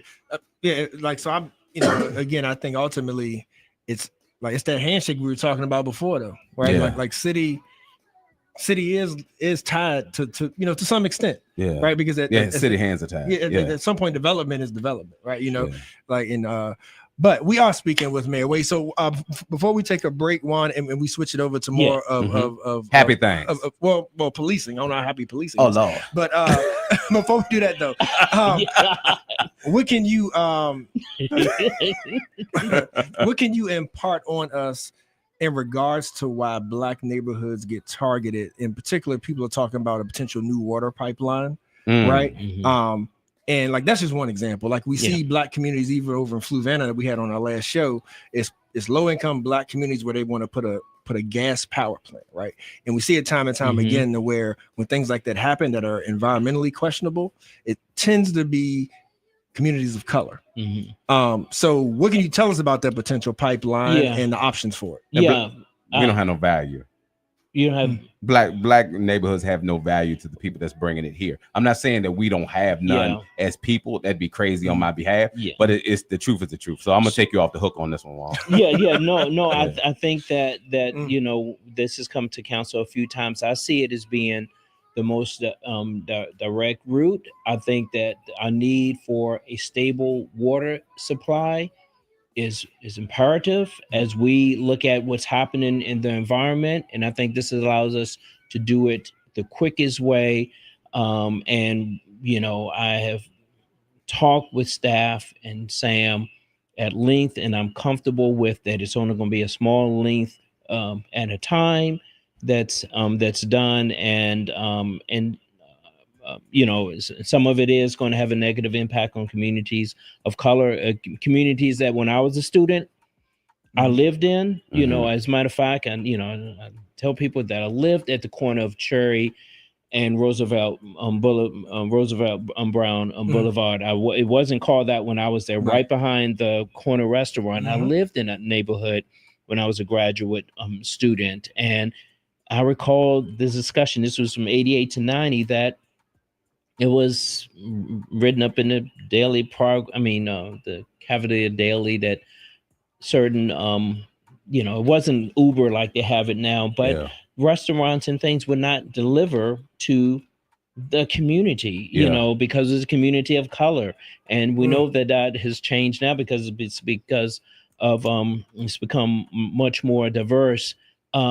We are trying to preserve our neighborhood of color. It was a lot of discussion on it when we were talking about the zoning ordinance. So there is a lot of attention that's being played to our community of color, and we want to preserve it. Are we afraid that you said it was going to be done a little bit at a time? Right? Well, it's going to take one block, and only one small section will be disturbed at a time. Okay, and they're going to do this, then move to the next. So it's not going to be like 2 blocks torn up or whatever at a time. So we're going to do death by 1,000 cuts instead of stabbing them at one time. But you know what? When we all done, we're going to have a stable water supply, and I think that is going to be comforting to the residents of this area. Okay, it's hard decisions that we have to make. Yeah. Now, what's the projected timeline? I didn't come prepared with that information, but I think that they're going to be starting on it, within the next year, if not, Okay. So it's going to be pretty soon. All right, cool. Well, let's take a water break, a bathroom break. The mayor may need a towel or something. I don't know, but hey, it's all good. It is Charles and Reza and Mayor Juandiego Wade. Good conversation community. This is what it's all about. Good positive dialogue, right? Communication. Right. All right. IMHO Talk Show. Don't go too far. We'll be right back in 2 and 2.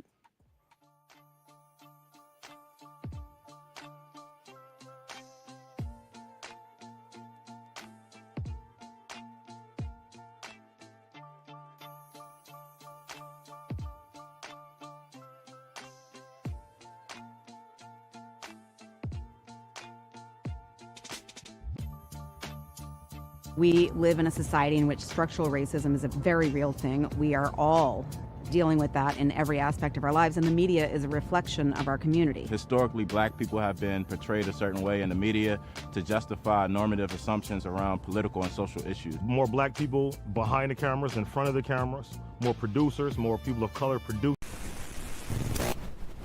IMHO Talk Show.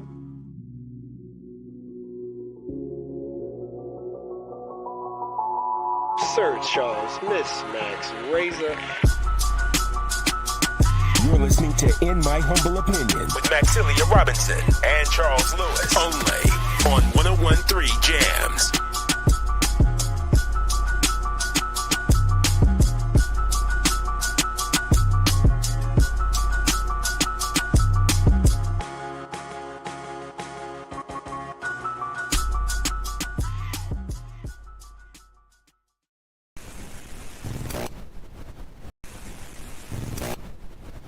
IMHO Talk Show.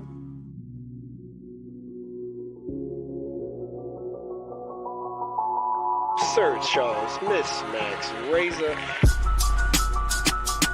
You're listening to In My Humble Opinion with Maxilia Robinson and Charles Lewis, only on 101.3 Jams.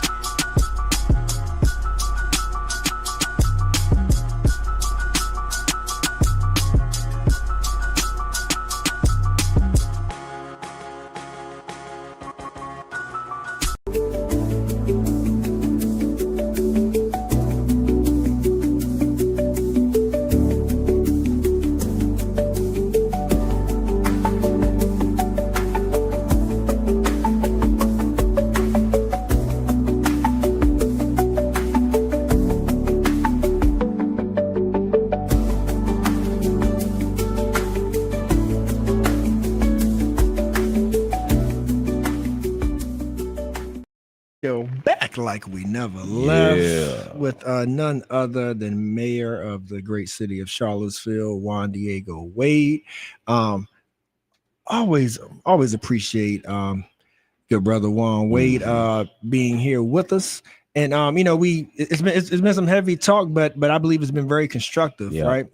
Tackling some very, very crucial and important topics. And next up, kind of want to go from like the housing and development realm to more of the like law enforcement piece of things. One big thing that we actually had the privilege, us as Charlottesville Inclusive Media and IMHO to be a part of is the city schools decision to bring school resource officers back into the schools next year, and they're trying to engage the community, right? Because of the votes and the info has already been out about whether to have them, and now they're at the piece on what it's going to look like, right? Like how that's going to be administered, and they, so part of that discussion is, of course, like the policing budget that comes from the city, right? And then they're talking about having a Charlottesville police officer, being a hybrid, if you will, employee of the city middle school.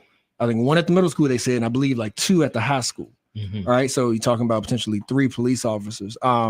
So just, as you think about the city as a whole and you think about the safety of our schools, is that something like the council had much of a say in? Is that something that the council or, you as the mayor, feel like that, that presence is needed? Because even though it was approved, still a pretty good divide on folks' take on that. So curious when it comes to the safety of our kids, how the council is viewing this move to bring SROs back into the schools. Yeah. So, this is always controversial. I was on school board last time we had this discussion, and now as it has come up again, I've already had a few people approach me like, well, can you, reduce the police budget, to trying to exit out or whatever. And I would say, I would not support that because it would be an end around on what the school board has decided. And I would certainly not have wanted that when I was on the school board. It is up to the school board has made the decision that this is what they want to do. I can't tell you what happened before. This was, 2020 when, of course, George Floyd and the big decision came up. And at the time, I had the capacity. I was mentoring several young boys at the time.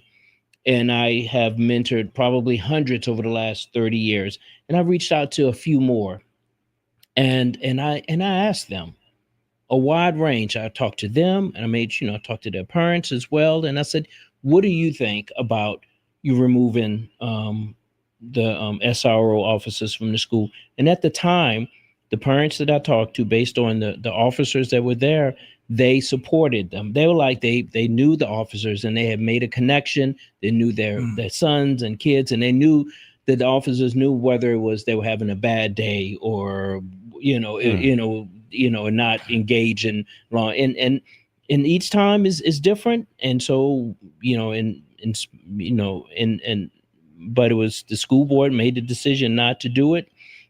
And whatever decision that they make, I'm going to support the school board, because that's what I would have wanted. I would not have wanted the city council to come in and do an end around on our decision. So that's kind of where I am. And that's an interesting take as well, right? Because you have the folks who are saying like we shouldn't militarize the schools, or we shouldn't try to make, we shouldn't make the students fearful about having law enforcement there. But the flip side of it, though, and Reza, I'm curious to hear your opinion, is that if trouble is going to come, it's going to happen, and you're going to have to call in police. Yeah, they're saying, wouldn't you rather it be someone that has built a relationship to be there and your kid is familiar with, rather than being a strange officer?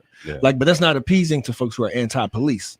Right. And it just has to be part of, I'm sorry, sir, it has to be part of a comprehensive approach. It just can't have that. We need to beef up what we're doing in Parks and Rec with our Parks and Rec, with our programs. We have to continue to support our nonprofits, whether it's the Boys and Girls Club, the YMCA, C4K, all those things, so that the kids feel like they have a place to go that's for them, their place. Today I have my mentee with me. He's out in the lobby now, and so his thing after school now is going to the Boys and Girls Club. He's happy that he's a new student at the a student at the new high school, middle school. Loves it and loves his time that he spends there at the Boys and Girls Club. That's him. But for another kid, it might be the C4K, and I have been a mentor through them, and that was the perfect fit for them. But the bottom line is that it just can't be the SRO officers. We have to, if that's what they ultimately decide to do, and it looks like they have decided, they're working with now the city police department to figure out what that MOU will look like. Yeah. And but that just needs to be one piece of the puzzle. I look at it like this, y'all. The first thing that I go from is what allows my children or my friends' children to be safe, right? And if parents can monitor and raise good, law-abiding, healthy citizens, then there's no need for SROs. But unfortunately, majority of people have reasons why they can't raise their kids to the point of them staying out of trouble. I'm doing the best I can by myself, or I'm not allowed to be in my kid's life, or the court took away, whatever that reason is. Okay. Now we have a child who does not listen, or a group of children that do not listen. And I don't feel that anybody has the right to take or rob anybody of their safety or their education. So if it takes militarization to be inside the schools, for us to have children that can go to school, learn what they need to, come home safely without getting beat up, without going to the bathroom scared, then I'm all for that. I'm not saying I'm in support of police, not police. I'm in support of the safety of the children. Now, whatever that takes to get there, that has my vote. Yeah.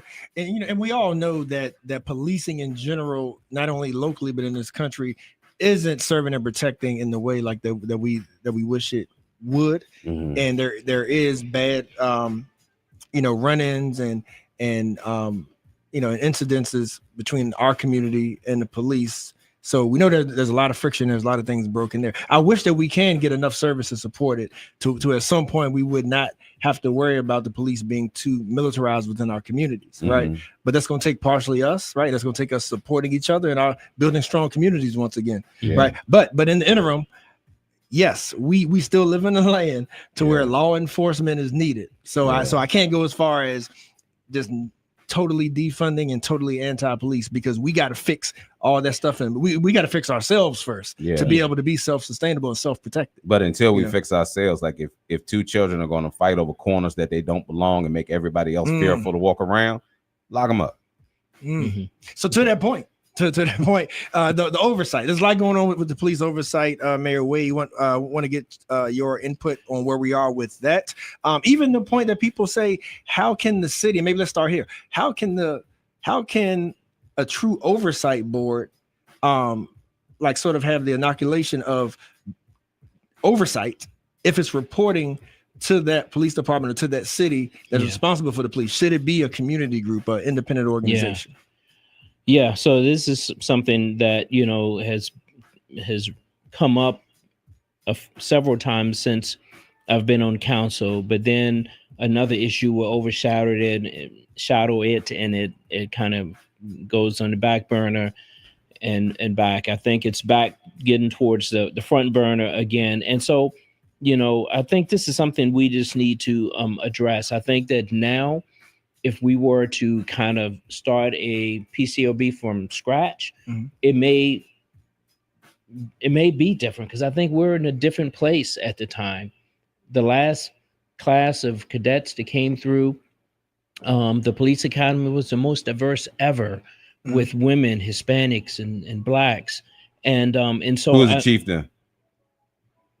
I think that it was the under the Chief Kochis. Okay. Yeah. And so I think that, you know, we probably needed it measures then.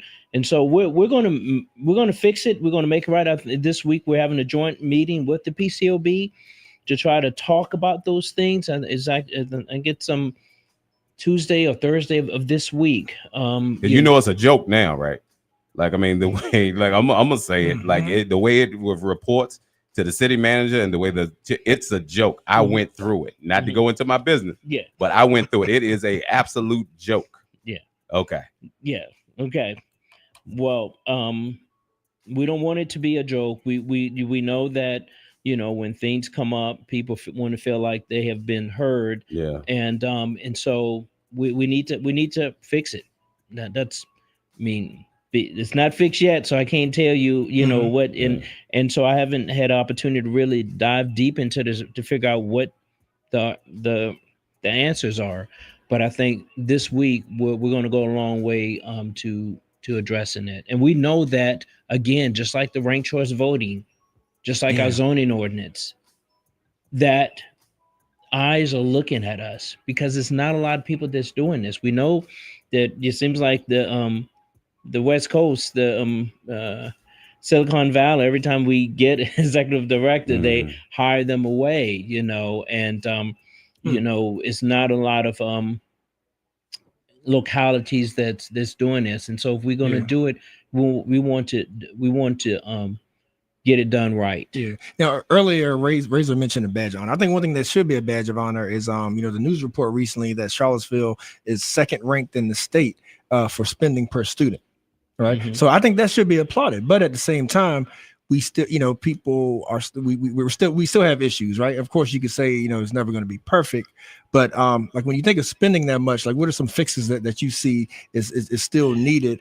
And you know, so that being second ranked in the money that we put towards students in our public education can be that much better. But what is our ranking, as in the like how much money is budgeted per student? No. We rank second, but where are we coming out of? Are we second in, you know, best students? And the most money is like is all this is. You understand what I'm saying? Yes, but if we're number 7,000 and we spending the second most money, we got a problem. That's my question. Yeah. Like, so we spending that money. Y'all need some criminals on there. So how can we make it better? Like, cause y'all don't understand how to work money there. Yeah. So we spending it. Like, so how we getting the bang for our buck? So I would have to say that, you know, when I was on the school board, we presented a budget to city council that we felt we needed to do to address our the needs in our district. And so again, I didn't want city council to come down and say, why are you spending $2,000 or whatever for reading literacy? Can't you do it?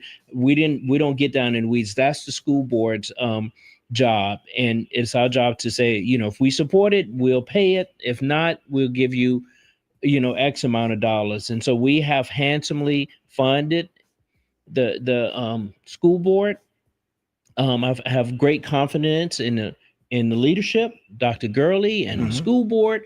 But we know that, many of our students of color are not reading at the same grade level.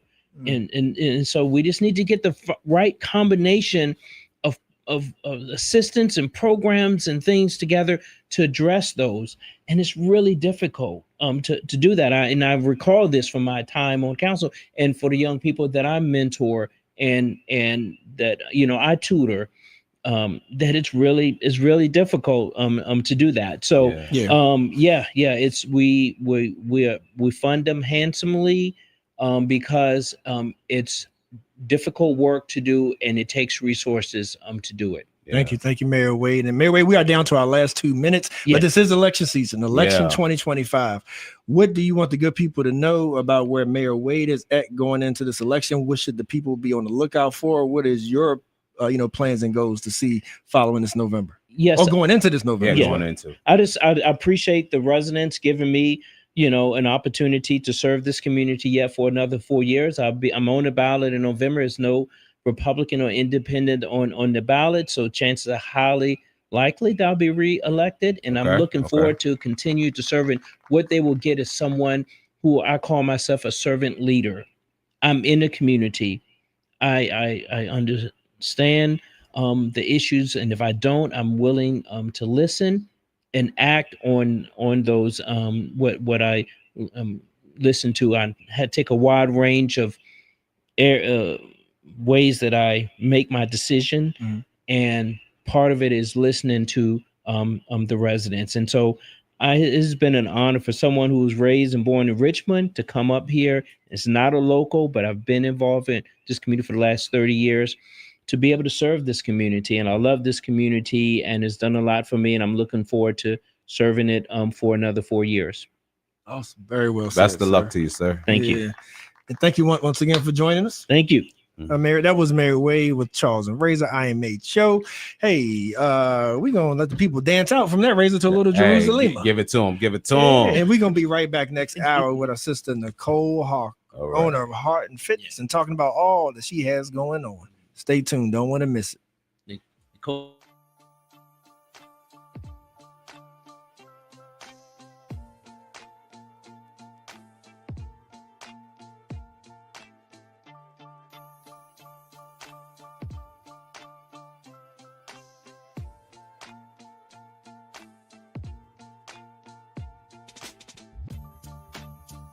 We live in a society in which structural racism is a very real thing. We are all dealing with that in every aspect of our lives, and the media is a reflection of our community. Historically, black people have been portrayed a certain way in the media to justify normative assumptions around political and social issues. More black people behind the cameras, in front of the cameras, more producers, more people of color producing, so they can go and get the content that's needed so they can highlight our attributes. I've been in this industry for 15 years, and I've seen firsthand how our voices just aren't heard. Even if you're in the newsroom, sometimes you get completely ignored and stereotypes are allowed to perpetuate. And one thing we want to do is combat that, and also bring information to people so they can be as informed as possible when choices are made in the city, so they can do whatever they can to get their voices heard. What I believe can be done about the situation is to have more people of color creating news stories, more people who have a interest in and a social consciousness that relates to the stories that they're telling. Charlottesville Tomorrow looks at these issues. We can present them on IMHO.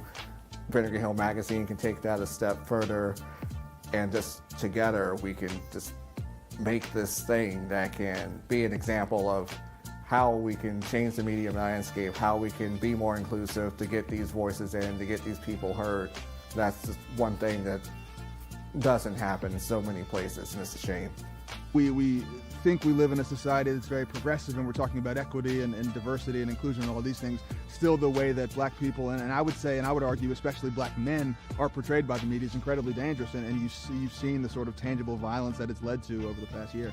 The community can support the SIM project by first and foremost giving us an opportunity. We understand that it can be difficult to give trust right now, especially considering the current social and political environment. But this project will only be as successful as the community allows it to be. And so we ask you to give us the opportunity to do the work, critique the work, and make sure that we stay in line with the vision. Another way that the community can get behind the SIM project is through engagement. We want to hear from you. We want to know what you're talking about. We want to put your stories out there. And so whether it's reading the articles written by Charlottesville Tomorrow or Vinegar Hill Magazine, or tuning in to In My Humble Opinion on Sundays on 101.3 Jams from noon to 3 p.m., either way, we want you engaged. We want you to be part of this. The community can also support the SIM project through funding. To learn more about how to support SIM, you can visit our website. Thank you for your support.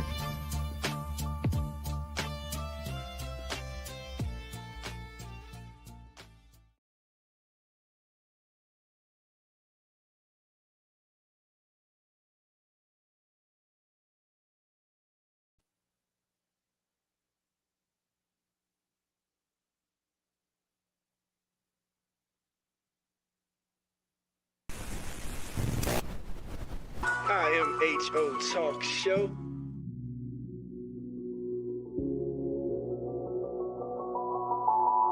Sir Charles, Miss Max Razor.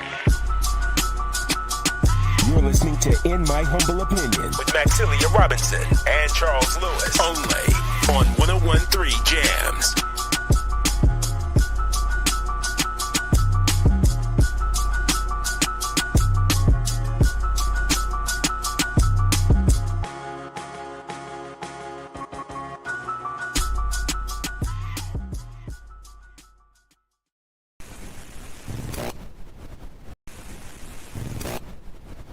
I am HO Talk Show.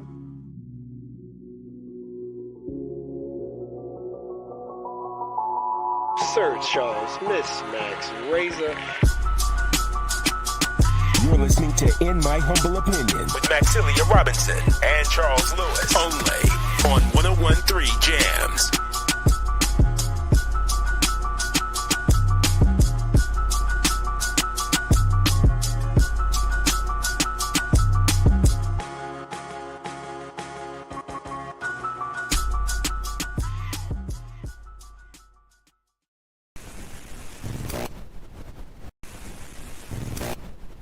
I am HO Talk Show.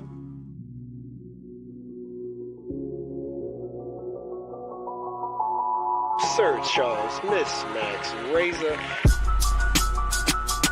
You're listening to In My Humble Opinion with Maxilia Robinson and Charles Lewis, only on 101.3 Jams.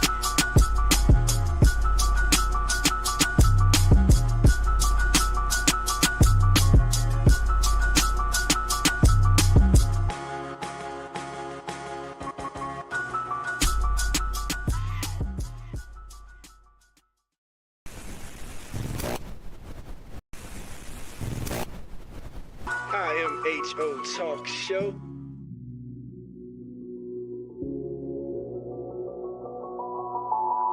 Sir Charles, Miss Max Razor. You're listening to In My Humble Opinion with Maxilia Robinson and Charles Lewis, only on 101.3 Jams.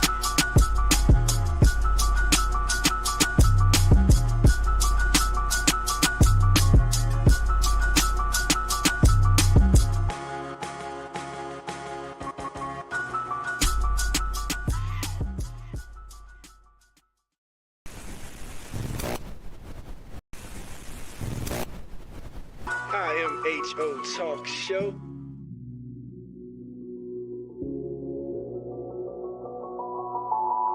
Sir Charles, Miss Max Razor. You're listening to In My Humble Opinion with Maxilia Robinson and Charles Lewis, only on 101.3 Jams.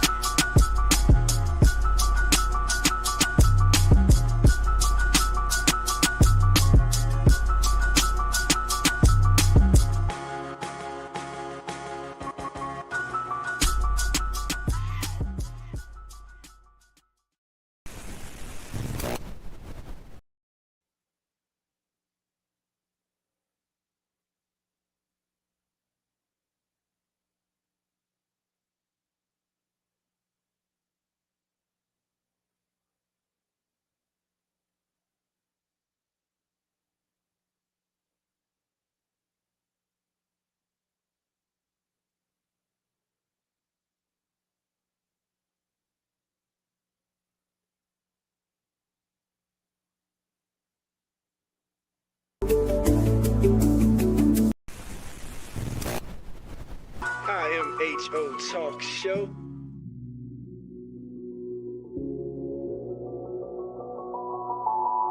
Sir Charles, Miss Max Razor.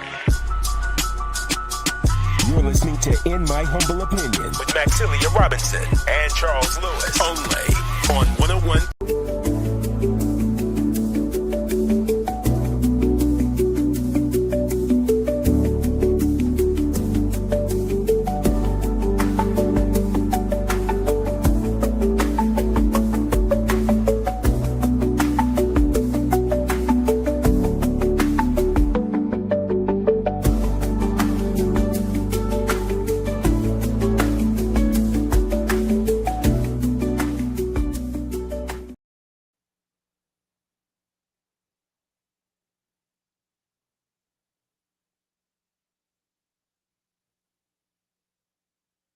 That's right, family. We are back, and you are tuned in to In My Humble Opinion on 101 Jams. You got Miss Max, Charles, and we are up here next with our next guest. Shout out to Mayor Wade and Miss Joy Johnson, representative of the Public Housing Association of Residents, for joining us on today's show. And we're going to keep the conversation going. I have a wonderful guest here, Miss Nicole Hawker. Many of you will know her as the founder of Heart and Soul Fitness. I had the pleasure of bumping into her at a women's roundtable conversation not too long ago. And we chatted and decided that we would have her on the show sometime soon. And here we are, right? Yes, Thank you. indeed. Yeah. Thank So you. welcome to the show. Thank you. What Thank took you so for long, having me. Nicole? I've known you longer than her, so we got to figure out, but you know what it is, because I knew it was. We always got to find out what the conversation, Yeah. right, Yeah. is going to be based around, Yeah. and just like two successful Black Mhm. women connecting. I can't top that. Mhm. I can't top that. Yeah. Well, I'll be honest with you. So she brought it to my attention, and I was surprised that we hadn't, because I'm familiar with Heart and Soul Fitness, Mhm. but it was not registering at all that you hadn't been on the show. Yeah. So, And I was sorry that it surprised took too. So long, I but was thank you, like, you're here. I feel like we had Nicole on before, because Yeah. glad you're here. Glad to have you. Right. Thank you. Right. Thank you for the ask. Yeah, of course. So as I mentioned, Nicole is the founder of Heart and Soul Fitness. It's a nonprofit gym here in Charlottesville. And she also has her master's in counseling and over 15 years supporting families and children. Great resource, blends expertise in health, fitness, and community service.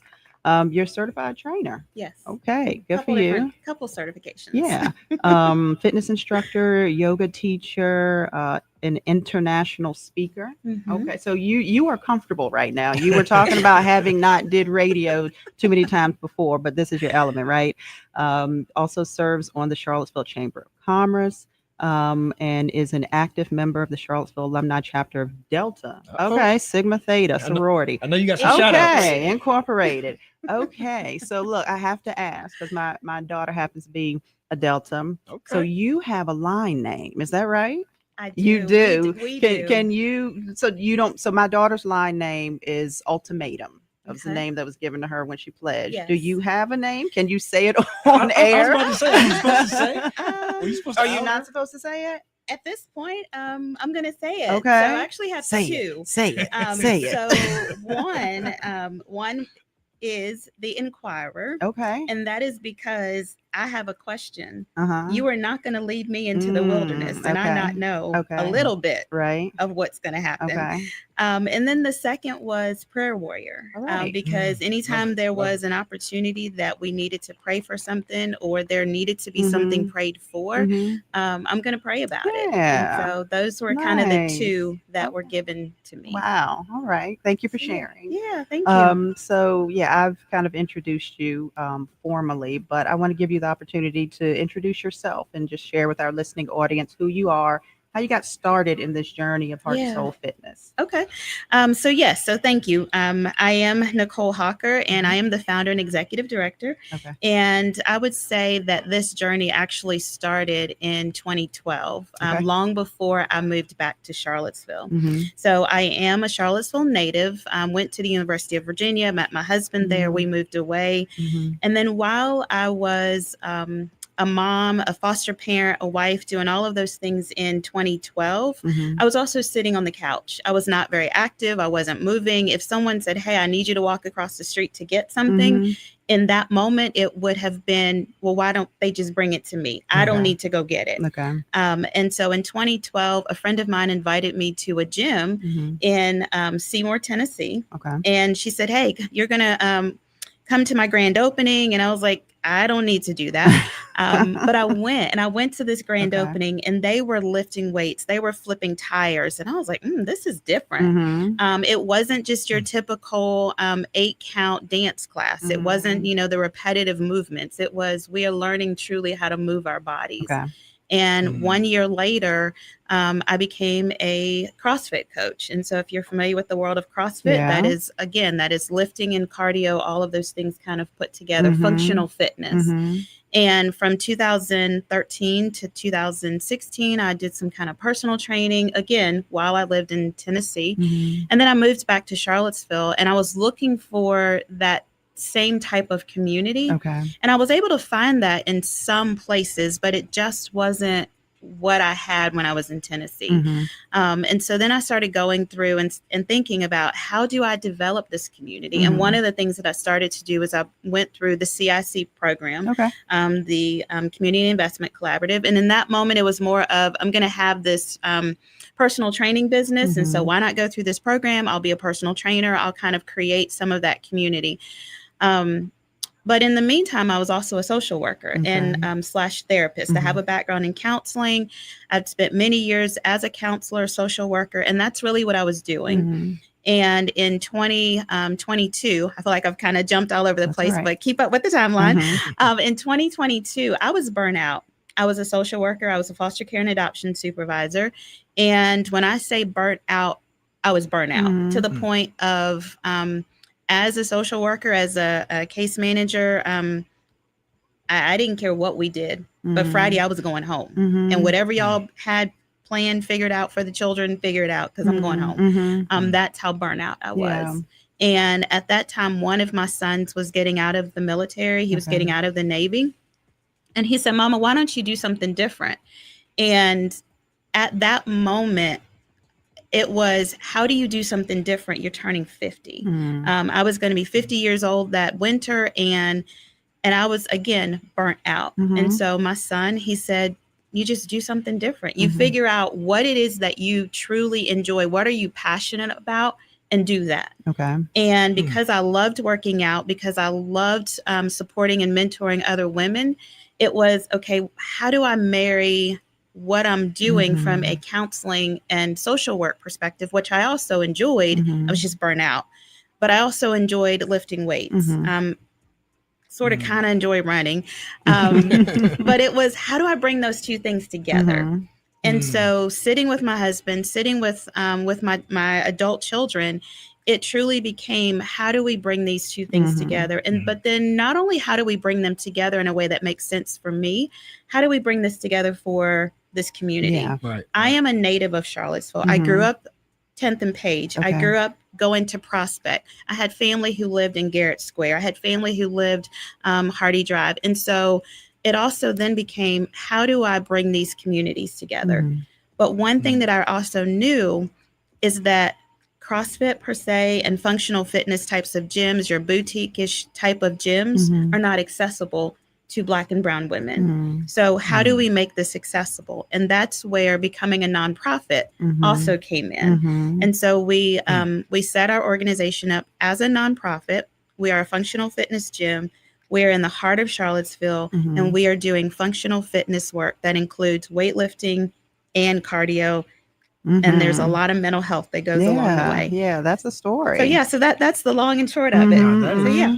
That is awesome. And Max, I don't want to overlook too Yeah. the fact how you match like your passion and purpose. Yeah. You know, and so talk a little bit about even how you impart that Yeah. sort of level of mentoring, to the ladies that you work with, because that sounds like, a lesson that we all, have to hopefully learn at some point, you know what I mean? Because we all get to that point in life, right? To where Yeah. you are burnt out from different things. So you got to try to find meaning, and hopefully, you're able to make money off your passion without it without you losing the passion. Yeah. Right. Yeah. Like, so it's kind of take us through that decision making, you know.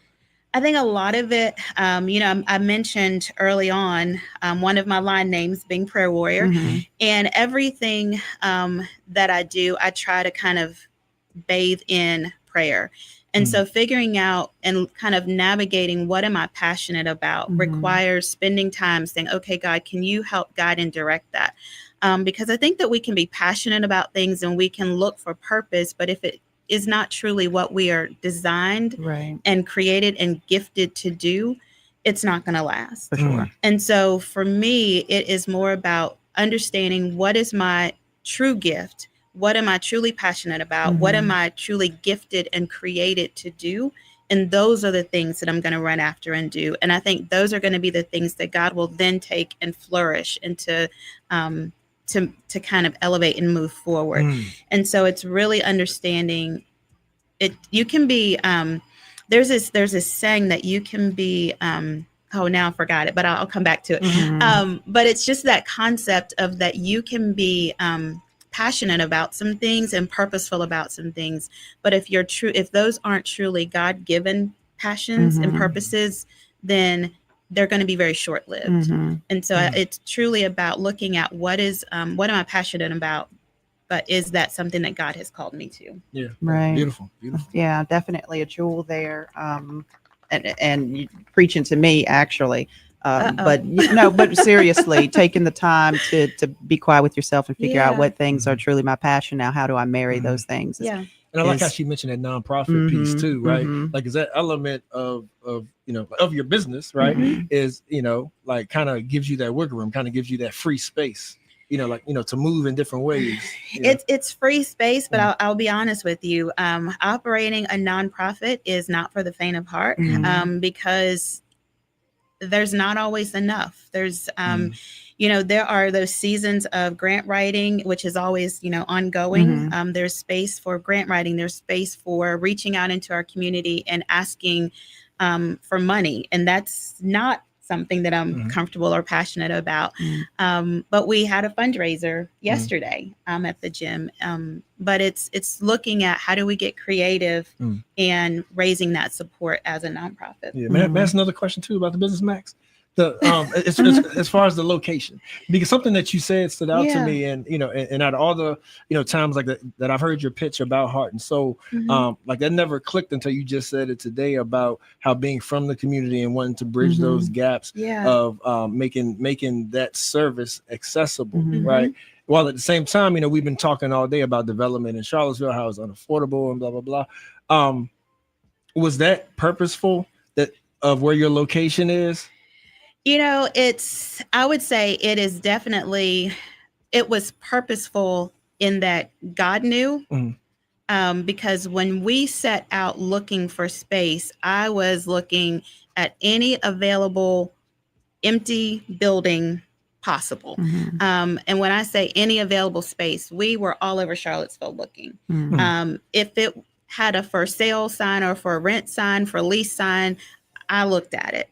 But it was one day, my brother came to me and he said, there's that space on Cherry Avenue that's becoming available. And so we met with Woodard Properties, and we walked into the space, and it was like, I don't know what the rent is going to be. I don't know what it's going to be to renovate this space and create it into a gym. But I knew when we walked into that space that's where we were supposed to be. To kind of tie it back to kind of my own story, growing up in this community, there used to be, if your listeners are listening and they know about the Kentucky Fried Chicken that used to be on Cherry Avenue, that holds a very special meaning for me.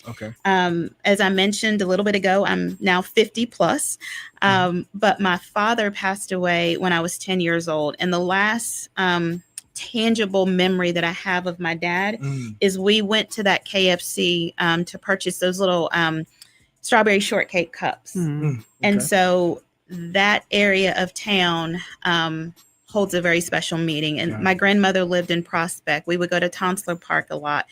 My uncle lived just across the street on King Street. If again, people used to, well, I probably shouldn't say this, but people used to go to his house a lot. I'll leave it at that. We get it. And so, We ain't so Brandon. that is, so that is, that's home to me. Yeah.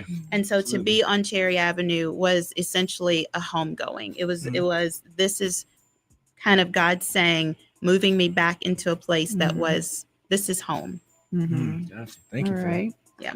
So you now have a gym. It's located in one of the more prominent Black neighborhoods in the city of Charlottesville.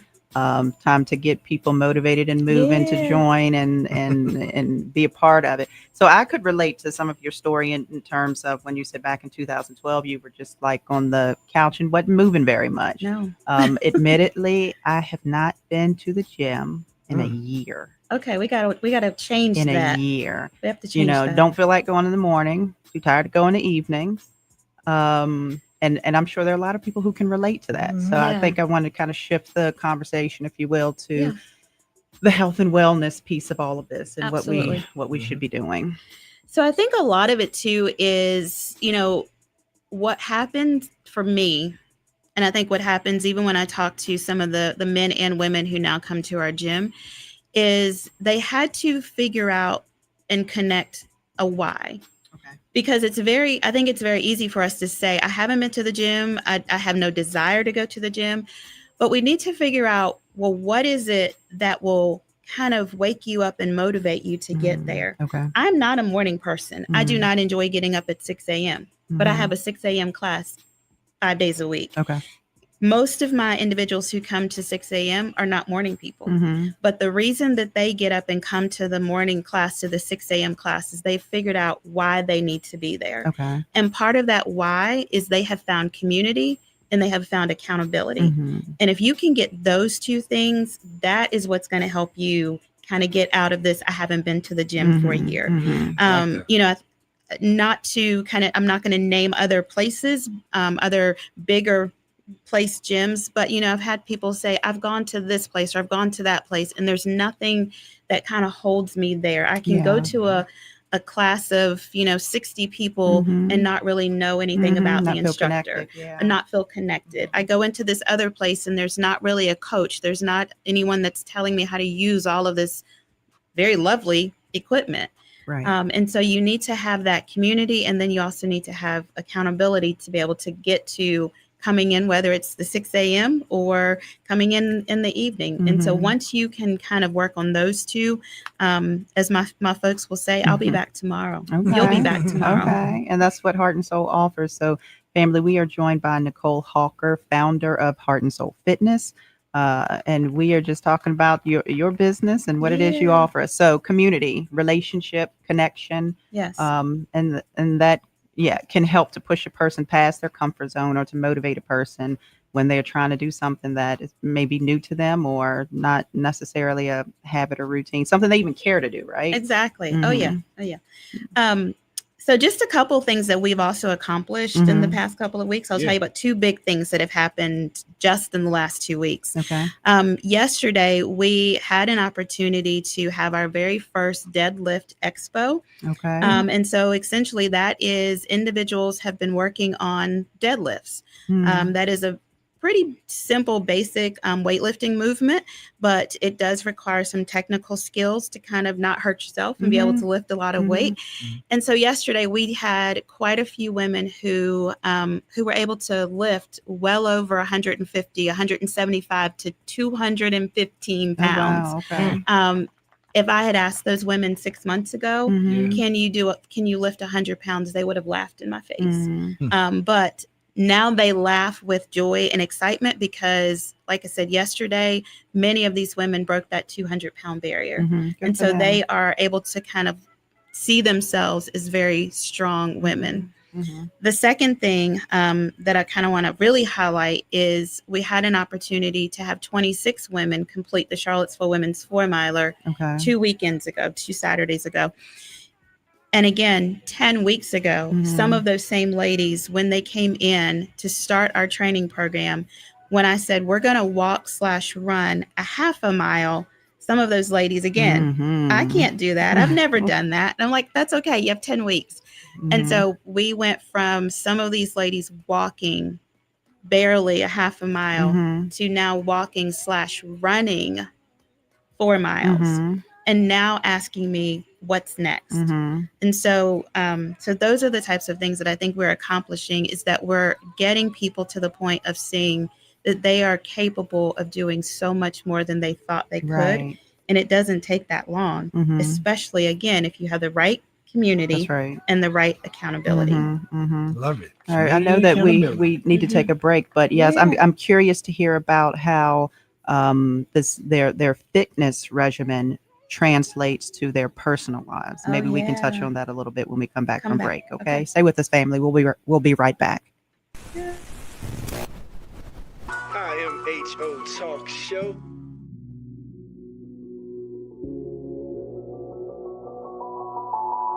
Sir Charles, Miss Max Razor. You're listening to In My Humble Opinion with Maxilia Robinson and Charles Lewis, only on 101.3 Jams.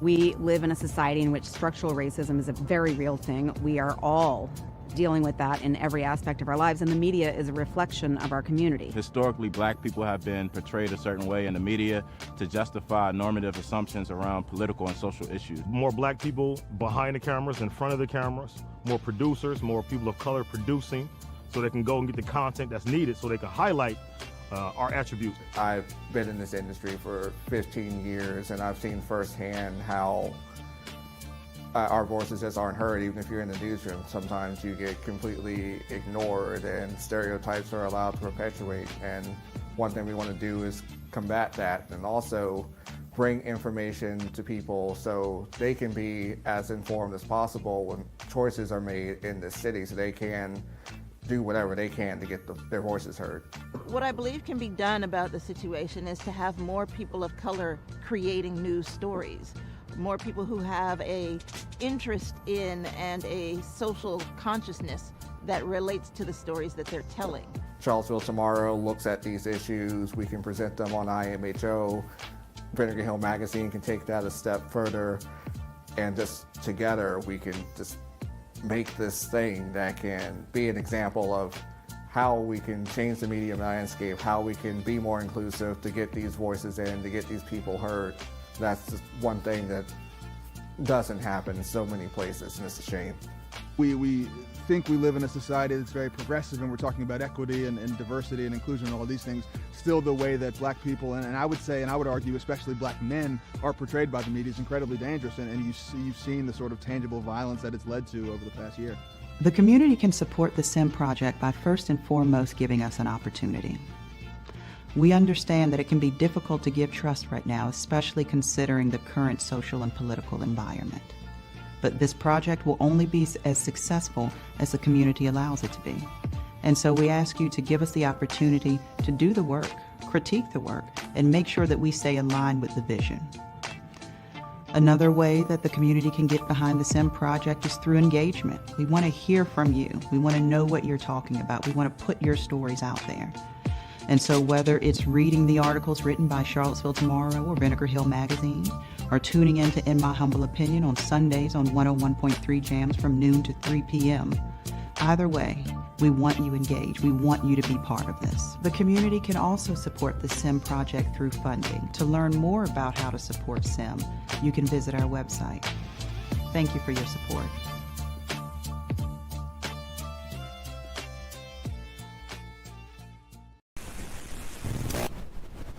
IMHO Talk Show.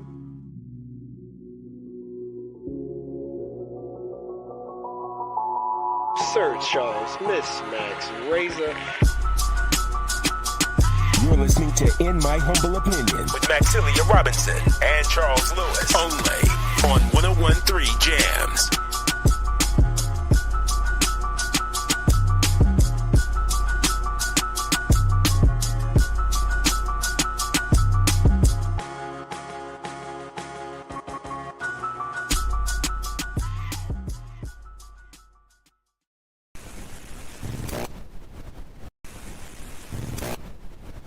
IMHO Talk.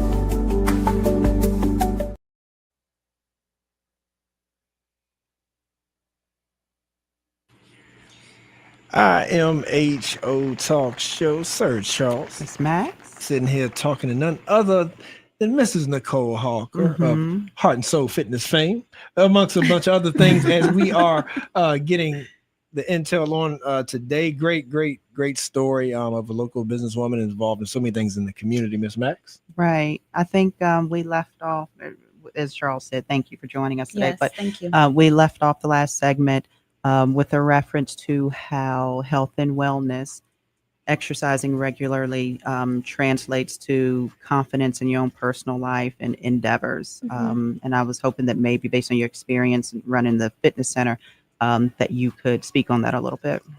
Yeah, I think one of the things for me personally is that it's never about, health and wellness is never, for me, never about getting skinny or getting thin. It's much more about how do you feel?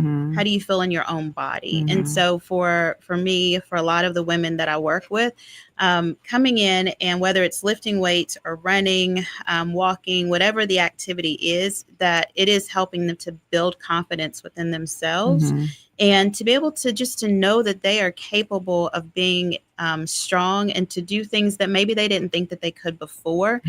And what that does is not only does that kind of translate into being able to showcase their strength inside the gym, but they're able to now go out and live a healthier, more productive lifestyle, so to speak, be able to be the moms that they want to be the grandmothers that they want to be able to go to work and not have to always take the elevator, be able to carry their own groceries, to be able to just to do things about life that feel good and not feel like they're always kind of in this place of struggling, so to speak. And is that new information, so to speak, from a personal trainer's perspective, in that it's getting in shape or getting healthy is not about necessarily losing weight, but it's about how you feel, because most people associate getting healthy with dropping 25 pounds.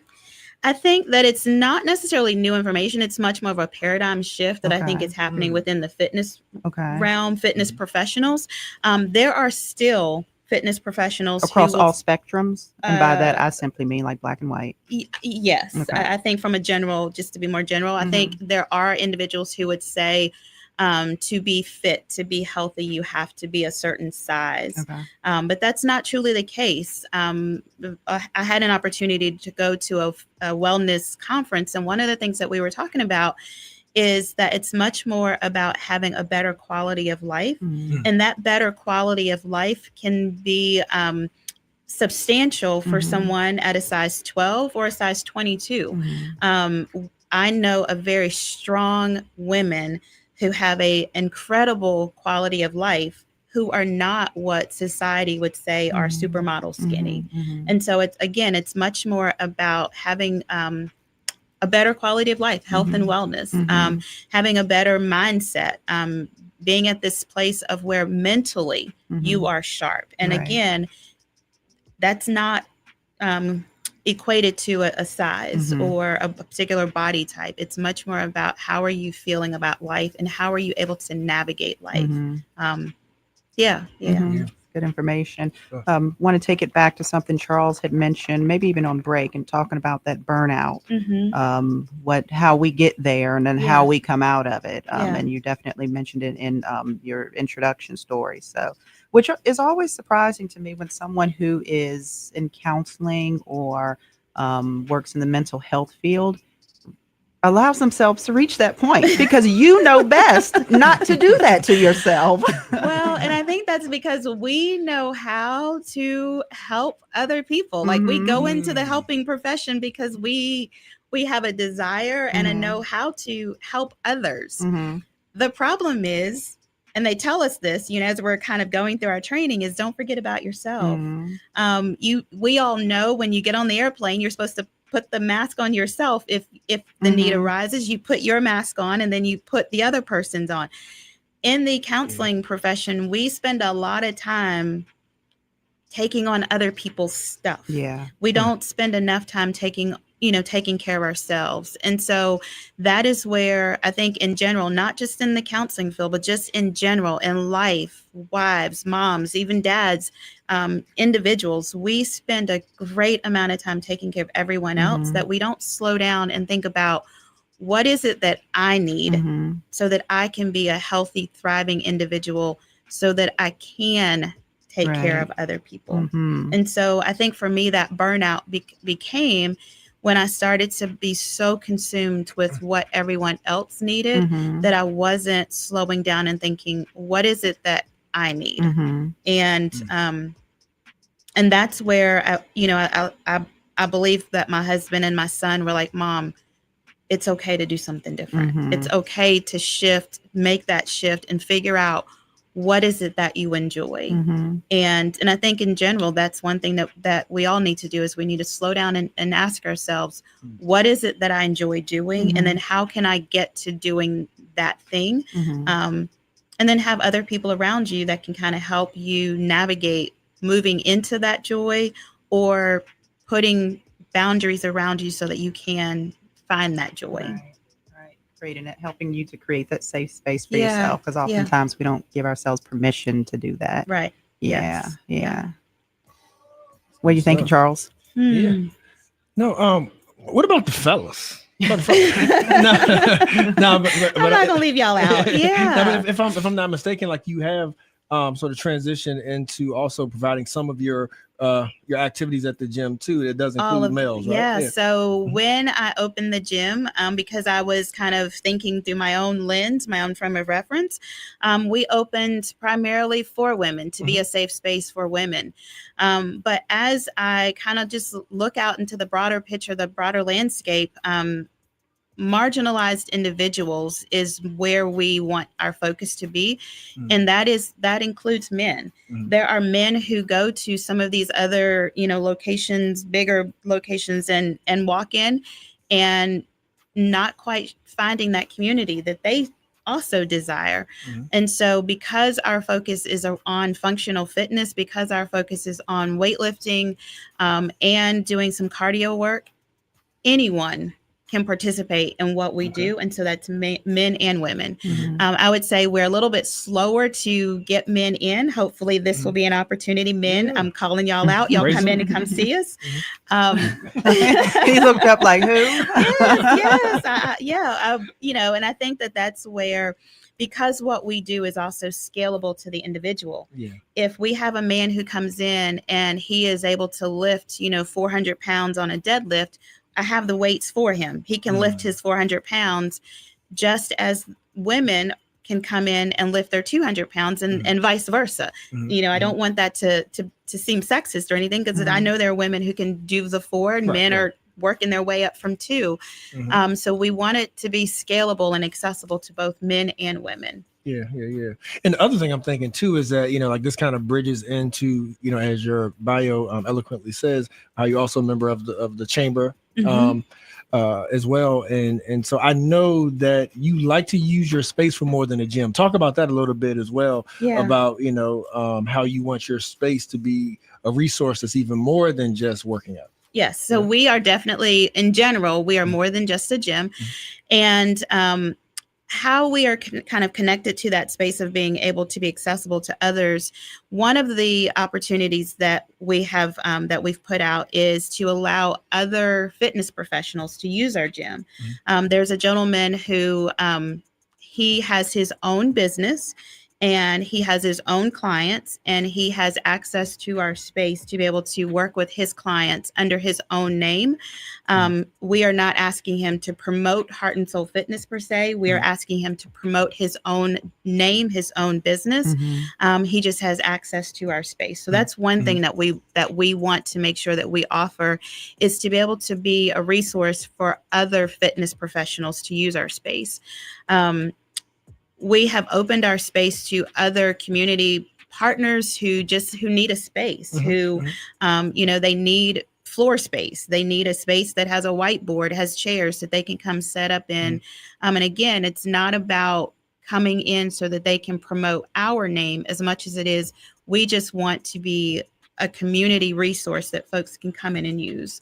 And so we've partnered also with other organizations to bring some of their clients in, and it has been kind of in partnership with us. We've had some partnerships with the Women's Initiative, with Come As You Are, Abundant Life, some other nonprofit organizations. We've partnered to use our space, but we also want that space, to be accessible for others to uplift and promote themselves as well. Awesome. Something I think about whenever I get serious about going to the gym, because I get serious in spells. We're going to get you in there. Look, is that I want a trainer. How can I find somebody that when I walk into the gym, I can say, I want to look like this. I want to make my legs look like this, my waist to look like this, my butt to look like that, my arms to look like this. Tell me exactly what I need to do in order to get that outcome. So the first thing I'm going to say is, I have no control over your genetics. So your genetics are your genetics. Whatever your body is going to do is going to do.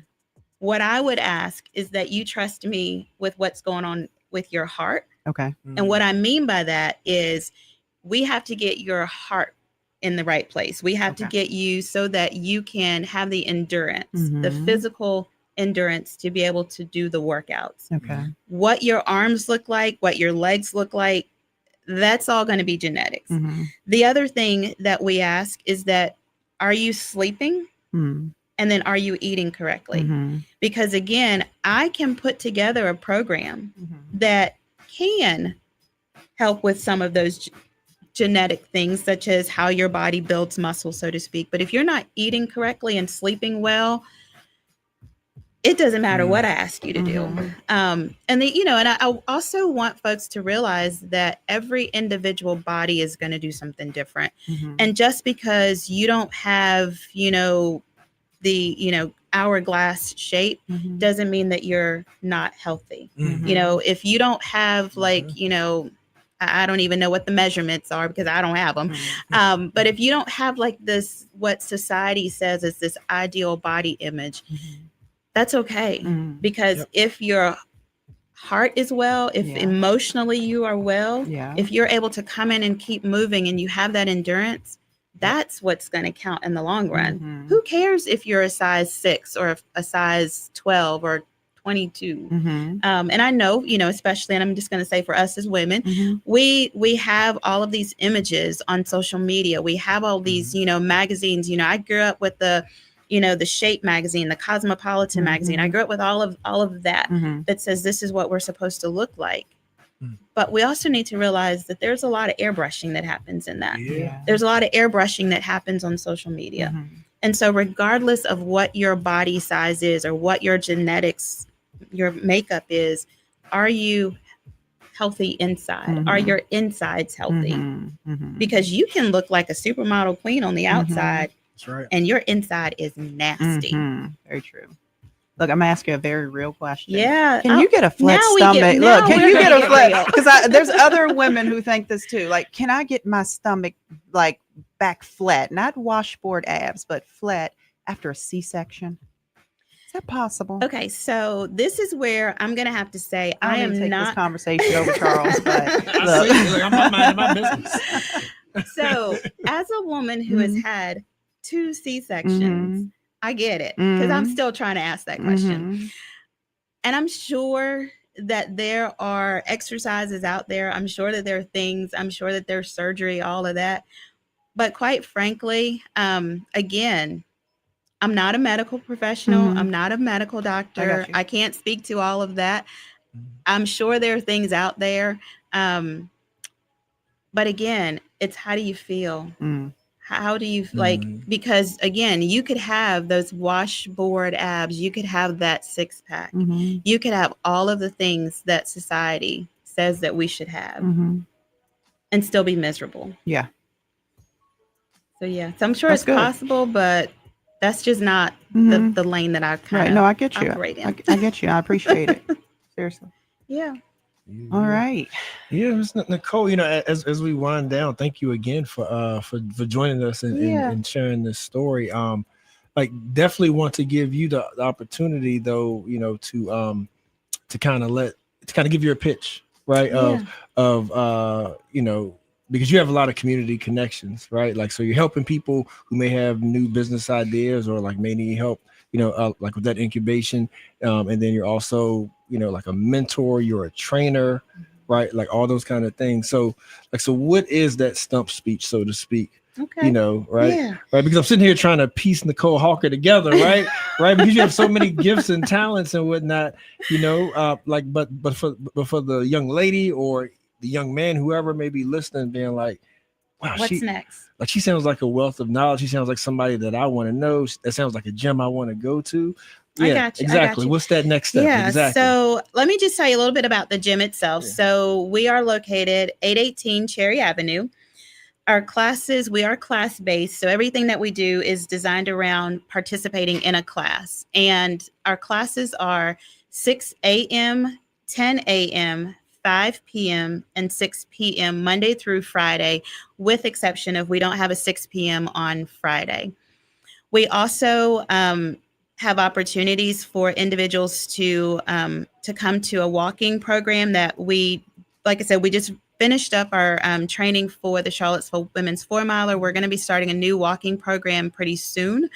And that all of that information can be found at our website, which is 3 words. If you don't remember anything else, remember these 3 words: heart, soul, fitness.org.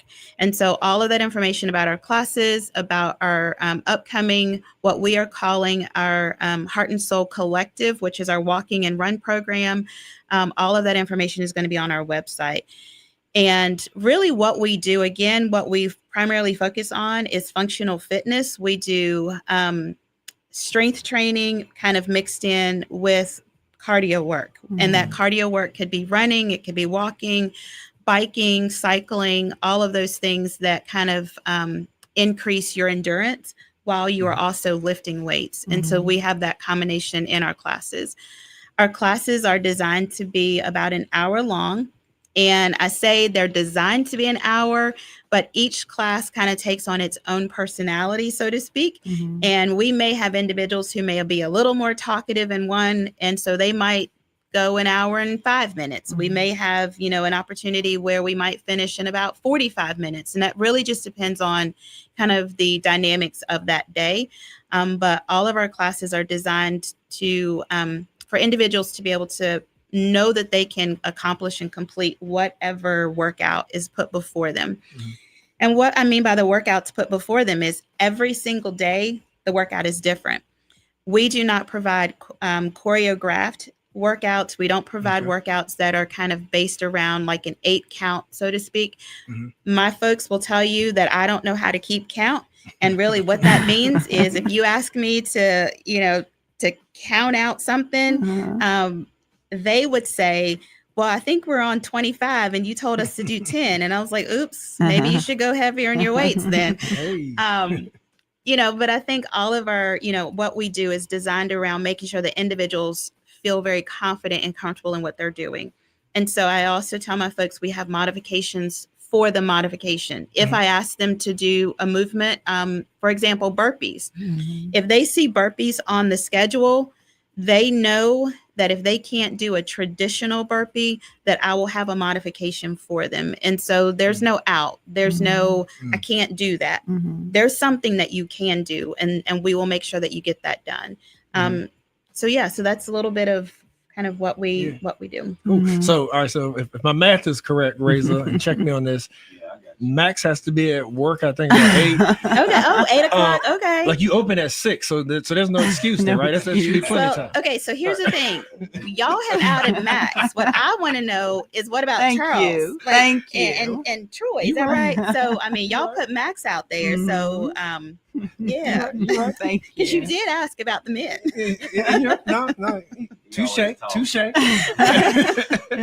just want to add that you are so equipped to do what you do as a health and fitness trainer, right? When you add in the background of counseling, when you add in your experience as a mentor, when you add in your experience of supporting families and children and community service, right? If we think about all of our other professions, teachers comes to mind, and they go to school and they get educated in this one thing. But you took everything that makes a community thrive, right? You encompass all of those things. And then you project that in health and fitness exercises and things like creating that space.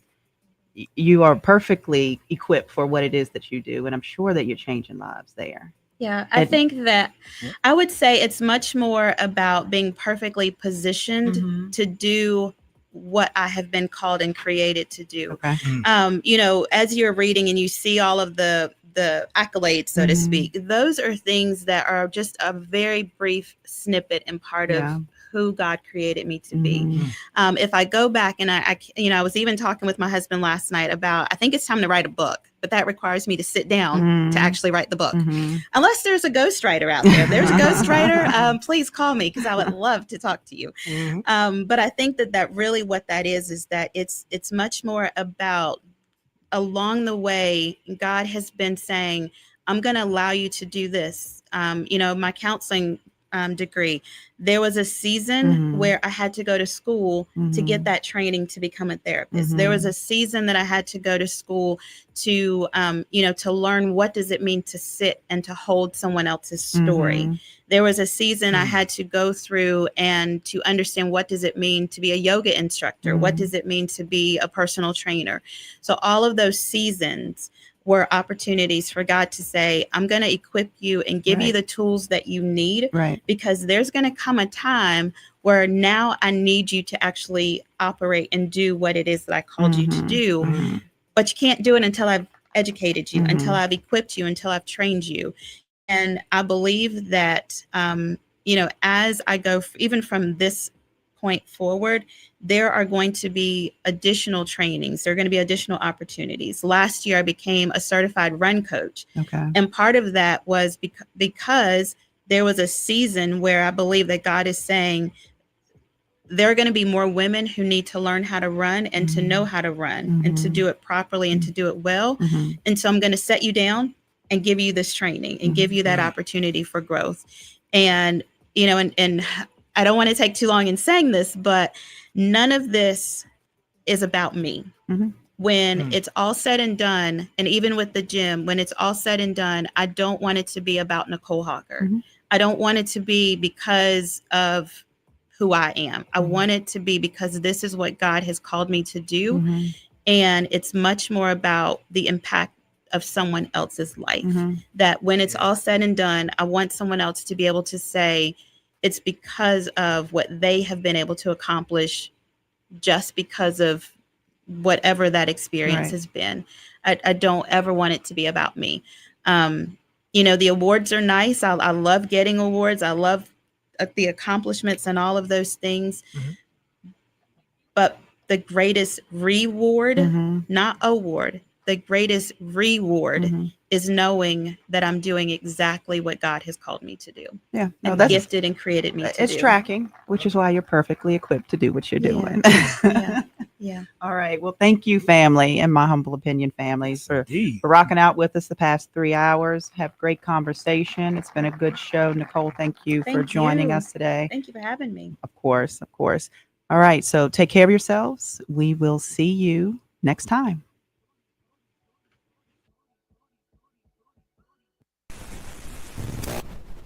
IMHO Talk Show.